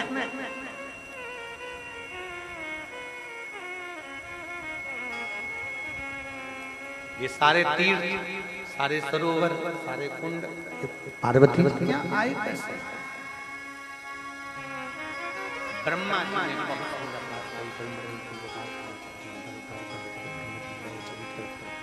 ब्रह्मा जी का वो सुंदर, ब्रह्मा जी का वो सुंदर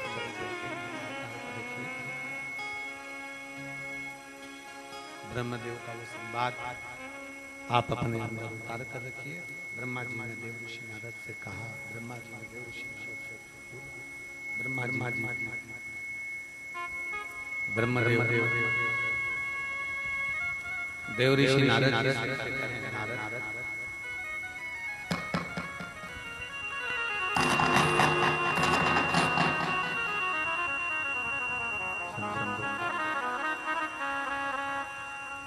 ब्रह्मा जी देव नारद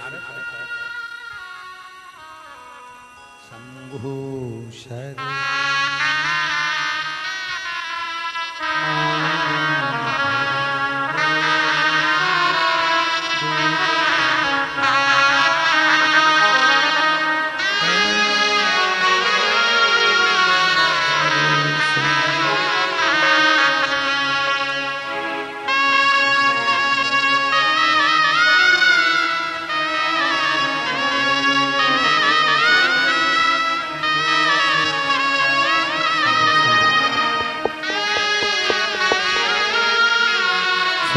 शंभु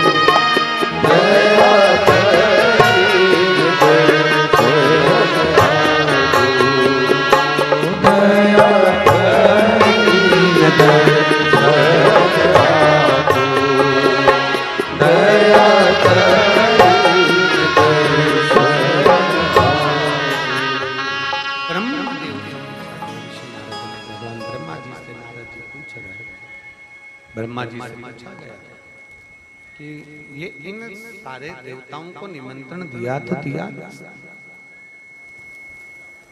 इन सारे तीर्थों को निमंत्रण दिया तो दिया किसने? इन सबको यहाँ पर बुलाया तो बुलाया किसने? कौन इनको निमंत्रण दे दिया? कौन ने इनको बुलाया? भगवान ब्रह्मा जी कहते हैं, ब्रह्मदेव ने कहना प्रारंभ करा। ब्रह्मा जी बोल रहे हैं, ब्रह्मा जी कह रहे हैं, सुनो देव ऋषि नारद, बहुत सुंदर बात ब्रह्मा जी कह रहे हैं, उसका स्मरण आपके चित्तवृत्ति में रहे। सुनो देव ऋषि, शंभु शंभु शंभु। ब्रह्मा जी स्वयं ब्रह्मदेव स्वयं वर्णन कर रहे हैं, शंभु शंभु शंभु। और ब्रह्मदेव भगवान देवाधिदेव महादेव कैलाश पर विराजमान है। नारायण और भगवान ब्रह्मदेव दोनों की दोनों, इंद्रदेव वरुण देव सबकी सब, माता पार्वती जी यहाँ पर विराजमान। माँ पार्वती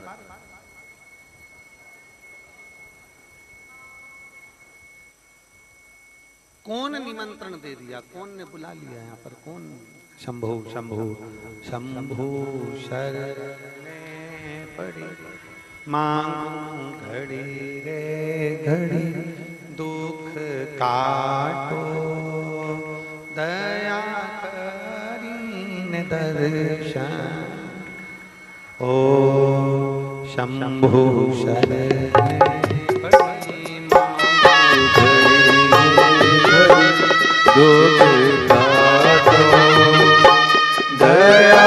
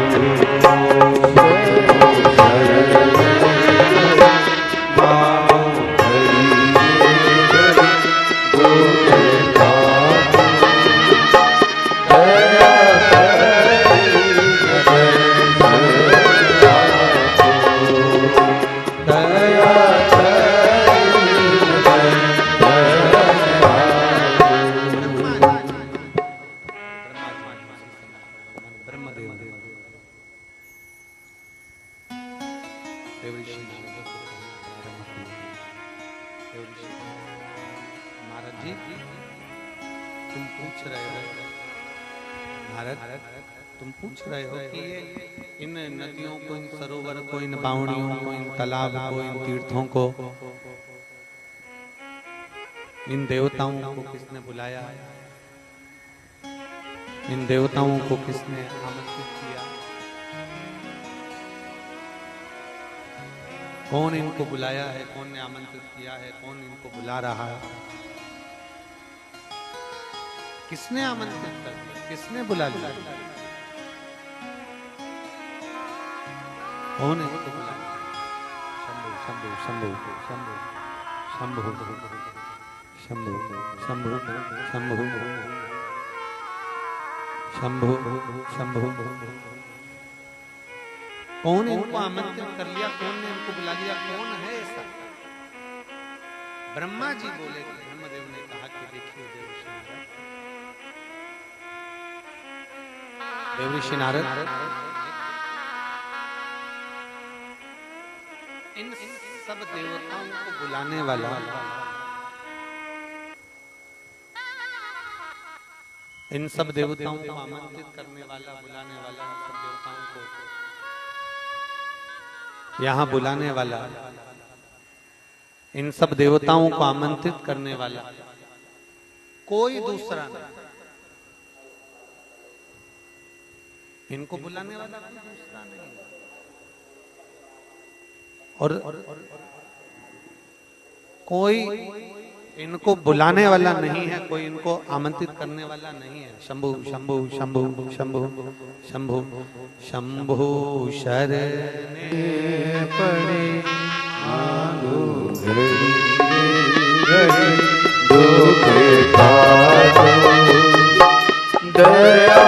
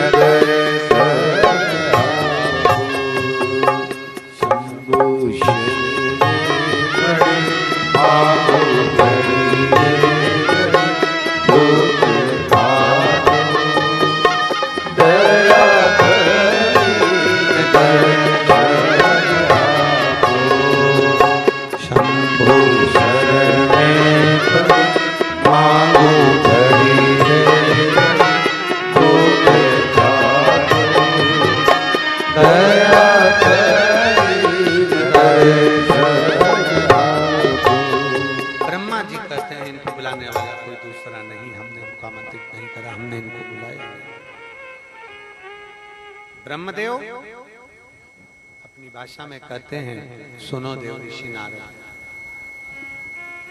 कॉर्डलेस ला दो आशीष, कॉर्डलेस देखो, कॉर्डलेस चल रहा होगा।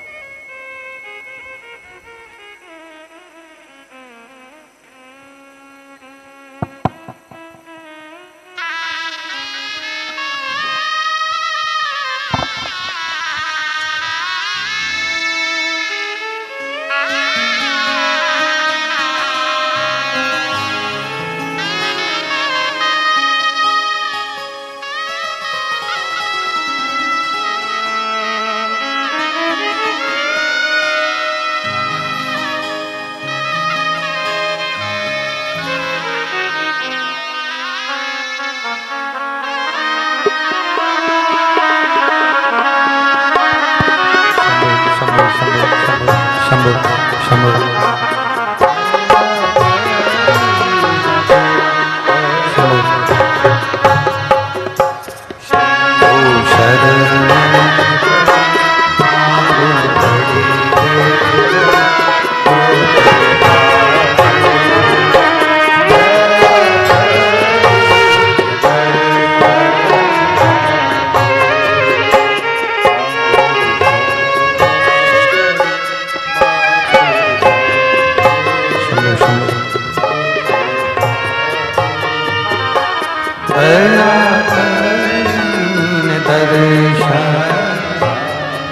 स्वयं ब्रह्मदेव, स्वयं ब्रह्मा जी, ब्रह्मा जी ने स्वयं कहा इन सभी देवताओं को बुलाने वाला मैं नहीं हूं। इन सभी नदी, तालाब, सरोवर, बावड़ी, कुंड को बुलाने वाला, इनको बुलाने वाला मैं नहीं। ब्रह्मा जी कह रहे हैं सुनो देवऋषि नारद, सती माता का जन्म हुआ, सारे देवता आमंत्रित हुए। पार्वती जी का जन्म हुआ, सभी देवता आमंत्रित हुए। सारे तीर्थ आए, नदियां आई, सरोवर आए, बावड़ी आई, सब आए। ब्रह्मा जी कहते हैं सुनो देवऋषि नारद, जिस व्यक्ति के घर में, जिस मनुष्य के घर में बेटी का जन्म होता है, देवऋषि नारद, जिस घर में बेटी जन्म लेती है, बेटी के जन्म लेते ही किसी देवता को आमंत्रित करने की जरूरत नहीं पड़ती, किसी तीर्थ को आमंत्रित करने की जरूरत नहीं पड़ती। जिसके घर में बेटी का जन्म हो जाता है, उसके यहाँ सारे तीर्थ और सारे देवता अपने आप आकर विराजमान।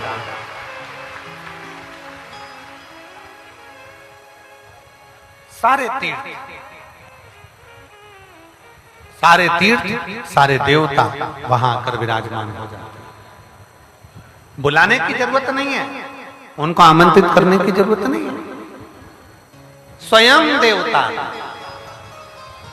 और यहां जितने जितने मेरी जीजियां बैठी हैं, जितने मेरे जीजा बैठे हैं, जितने मेरे भाई बहन कथा को श्रवण कर रहे हैं आस्था चैनल के माध्यम से, उनसे कहना चाहूंगा, अपने घर में अगर एक बेटी है तो यह मानकर चलना सारे तीर्थ और सारे देवता आपके घर में विराजमान हैं, ये निश्चित है।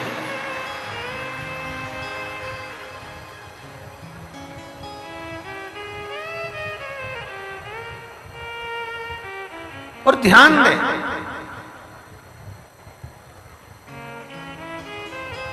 प्रजापति विश्वरूप जी ने अपनी बेटी रिद्धि सिद्धि का विवाह करा था।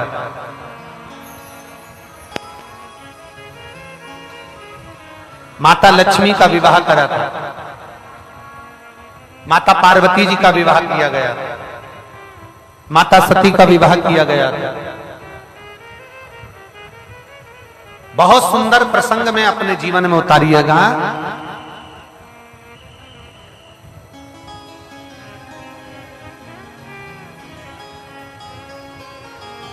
बहुत वैभव देखकर, बहुत धन देखकर, बहुत संपदा देखकर बेटी का विवाह नहीं करना। शिव महापुराण की कथा कहती है बेटी का विवाह ऐसी जगह करना जहां तुम्हारी बेटी का सम्मान हो, आदर हो, सत्कार हो, और तुम्हारी बेटी भले 2 रोटी खाए पर घर में उसकी इज्जत हो और वो सुखी रह सके। बेटी की इज्जत हो, सम्मान हो, आदर हो, सत्कार हो। ऐसी जगह बेटी का विवाह ना करा जाए जहां बेटी दुखी रहे। धन देख लिया, बहुत सारा पंप देख लिया, बहुत सारा बंगला देख लिया, बहुत सारी गाड़ी देख ली, बहुत सारा वैभव देख लिया, और मालूम पड़े बेटी के जीवन में दुख भारी पड़ जाए, क्या मतलब? प्रयास करो बेटी संस्कारवान को दी जाए, बेटी को संस्कारवान को प्रदान किया जाए, ये प्रयास किया। कोई ऐसा नशा करने वाला, जुआ खेलने वाला, कोई व्यसन में डूबने वाला ना हो, जिसके साथ में बेटी का विवाह हो जाए और बेटी को जिंदगी भर रोना पड़े।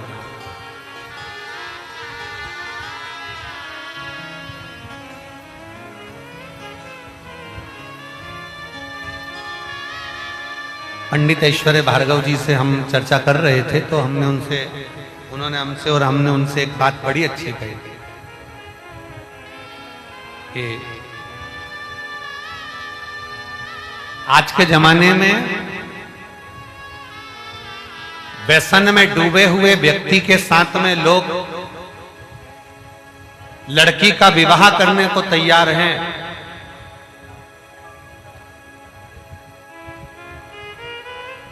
पर कोई व्यसन से हटा हुआ है, पांडित्य कर्म कर रहा है, पूजन कर रहा है, अनुष्ठान कर रहा है, कर्म कांड कर रहा है, व्यसन से दूर है, मदिरा से दूर, मांसाहार से दूर, नशे से दूर, जुए से दूर, गलत संगत से दूर। ऐसे व्यक्ति को आज के जमाने के लोग इतने होशियार हैं कि ऐसे लड़के से लड़की को बिहाने को तैयार नहीं।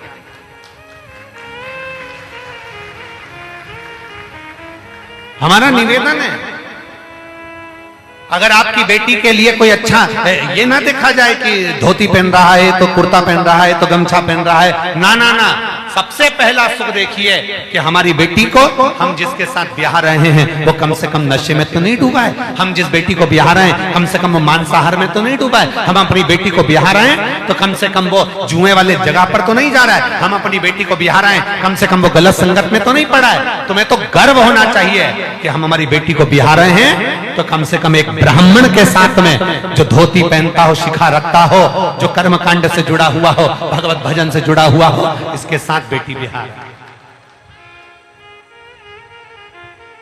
एक साधारण लड़के के साथ बेटी बिहार दिया, सोचा, विचार करा, सोचा कि ये धोती पहनता है, ये कर्मकांड करता है, पूजन करता है, पर निवेदन करूंगा कर्मकांड या पूजन या अनुष्ठान कोई साधारण नहीं होता। आप ये तो विचार करिए कि अपनी बेटी का कम से कम आदर तो होता है, सत्कार तो होता है, प्रयास करिए, एक प्रयास आपके भीतर होना चाहिए। गलत जगह बेटी बिहाने से पहले 50 बार विचार करो। हमने पहले भी कथाओं में कहा कि 3 देने से पहले सोचना। पहले नंबर पर गौ माता को देने से पहले विचार करो कि आप गाय किसको दे रहे हो। दूसरे नंबर पर लक्ष्मी देने से पहले विचार करो आप लक्ष्मी किसके कटोरे में डाल रहे हैं। तीसरे नंबर पर बेटी को देने से पहले विचार करिए कि बेटी किसको दी जा रही है। गाय अगर गलत व्यक्ति के हाथ में पड़ जाती है, कोई आया, तुमने कहा हमारे दादाजी के निमित्त से गौ माता को देना है, गाय दान करना है, तुमने गौ माता के निमित्त से गौ माता का दान दे दिया और अपने दादाजी के निमित्त से गौ माता दे दी। देने के बाद वो लेकर गया, मालूम पड़े उसके खुद के यहाँ रहने की जगह नहीं। गाय ने जब तक दूध दिया उसको संभाल कर रखा, उसके बाद में गाय को दूसरे को बेच दिया। दूसरे से तीसरे के पास गई, तीसरे से चौथे के पास गई, चौथे से पांचवे के पास गई। धीरे धीरे धीरे धीरे वो गौ माता कसाई के हाथ में पहुंच गई। गाय जब कसाई के हाथ में जाकर कटी तो गौ माता ने बद्दुआ दी। किसको? जिसने दान करा था उसको, जिसने दान किया उसको बद्दुआ। लक्ष्मी पैसा ऐसे भिखारी के हाथ में पैसा मत देना, ऐसे भिखारी के कटोरे में पैसा मत देना जो तुम्हारे यहाँ से लेकर जाए, शाम को मदिरा पान कर ले, मांसाहार कर ले, जुआ खेल ले। ऐसे के हाथ में धन न दीजिए। गाय गलत के हाथ में चली जाती है तो गौ माता रोते रोते बद्दुआ देती है। लक्ष्मी गलत के हाथ में चली जाती है तो रोते रोते बद्दुआ देती है। और बेटी जिसकी शादी हम कर रहे हैं, किसी गलत के हाथ में अगर कन्यादान हो जाता है तो वो बेटी रोती है तो बाप को भी रोना पड़ता है। इसलिए 3 सोच समझ कर देने का प्रयास, 3 सोच समझ कर। और मेरा बेटियों से भी निवेदन है,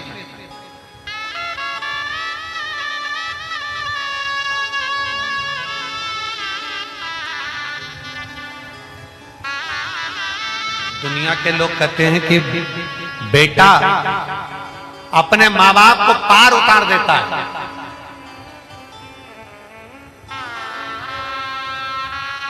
दुनिया के लोग कहते हैं बेटा अपने माँ बाप को पार उतार देता है। शिव महापुराण की कथा कहती है भगवान शंकर की 6 लड़कियां, 5 जया, विषहरा, शामलीबारी, दौतली, देव और एक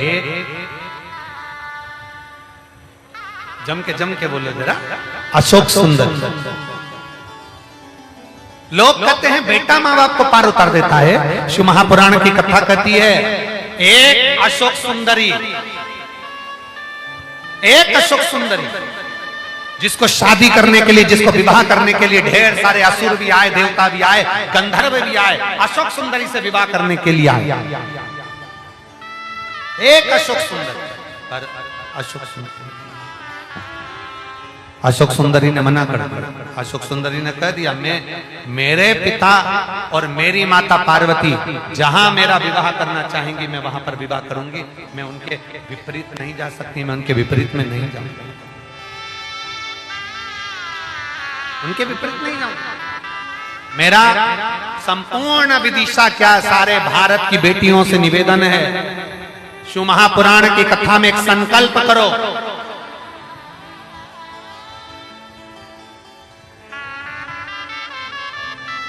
शास्त्र कहता है घर में अगर बेटी का जन्म हो जाता है और माँ बाप अपनी बेटी का कन्यादान कर देते हैं तो उस माता पिता को कोई नरक नहीं भोगना पड़ता, वो सीधे कैलाश धाम चले जाते हैं।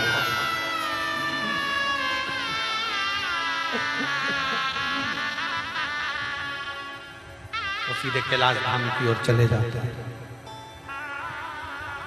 उनको नरक नहीं भोगना पड़ता,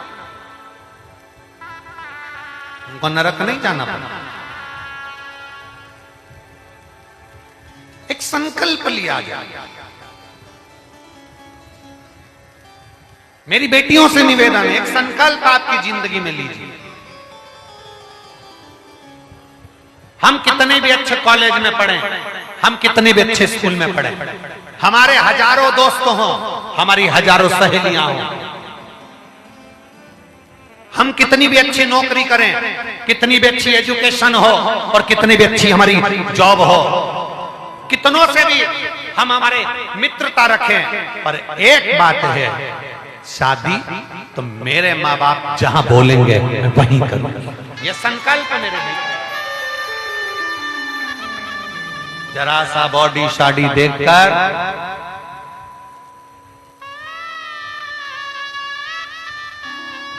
गाड़ी सुधरने के लिए आई थी,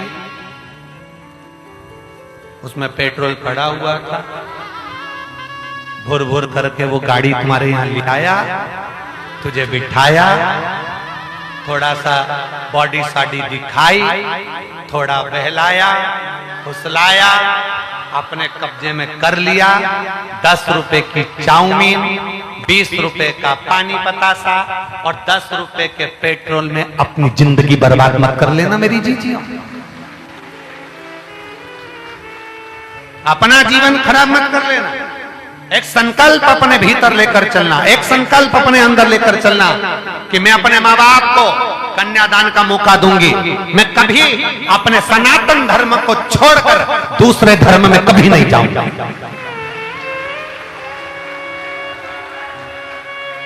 अपने सनातन धर्म को छोड़कर मैं दूसरे धर्म में कभी नहीं जाऊंगा।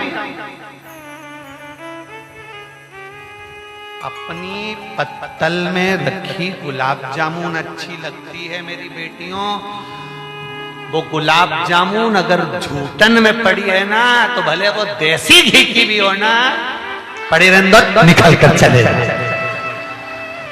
अपने पत्तल की गुलाब जामुन ठीक है,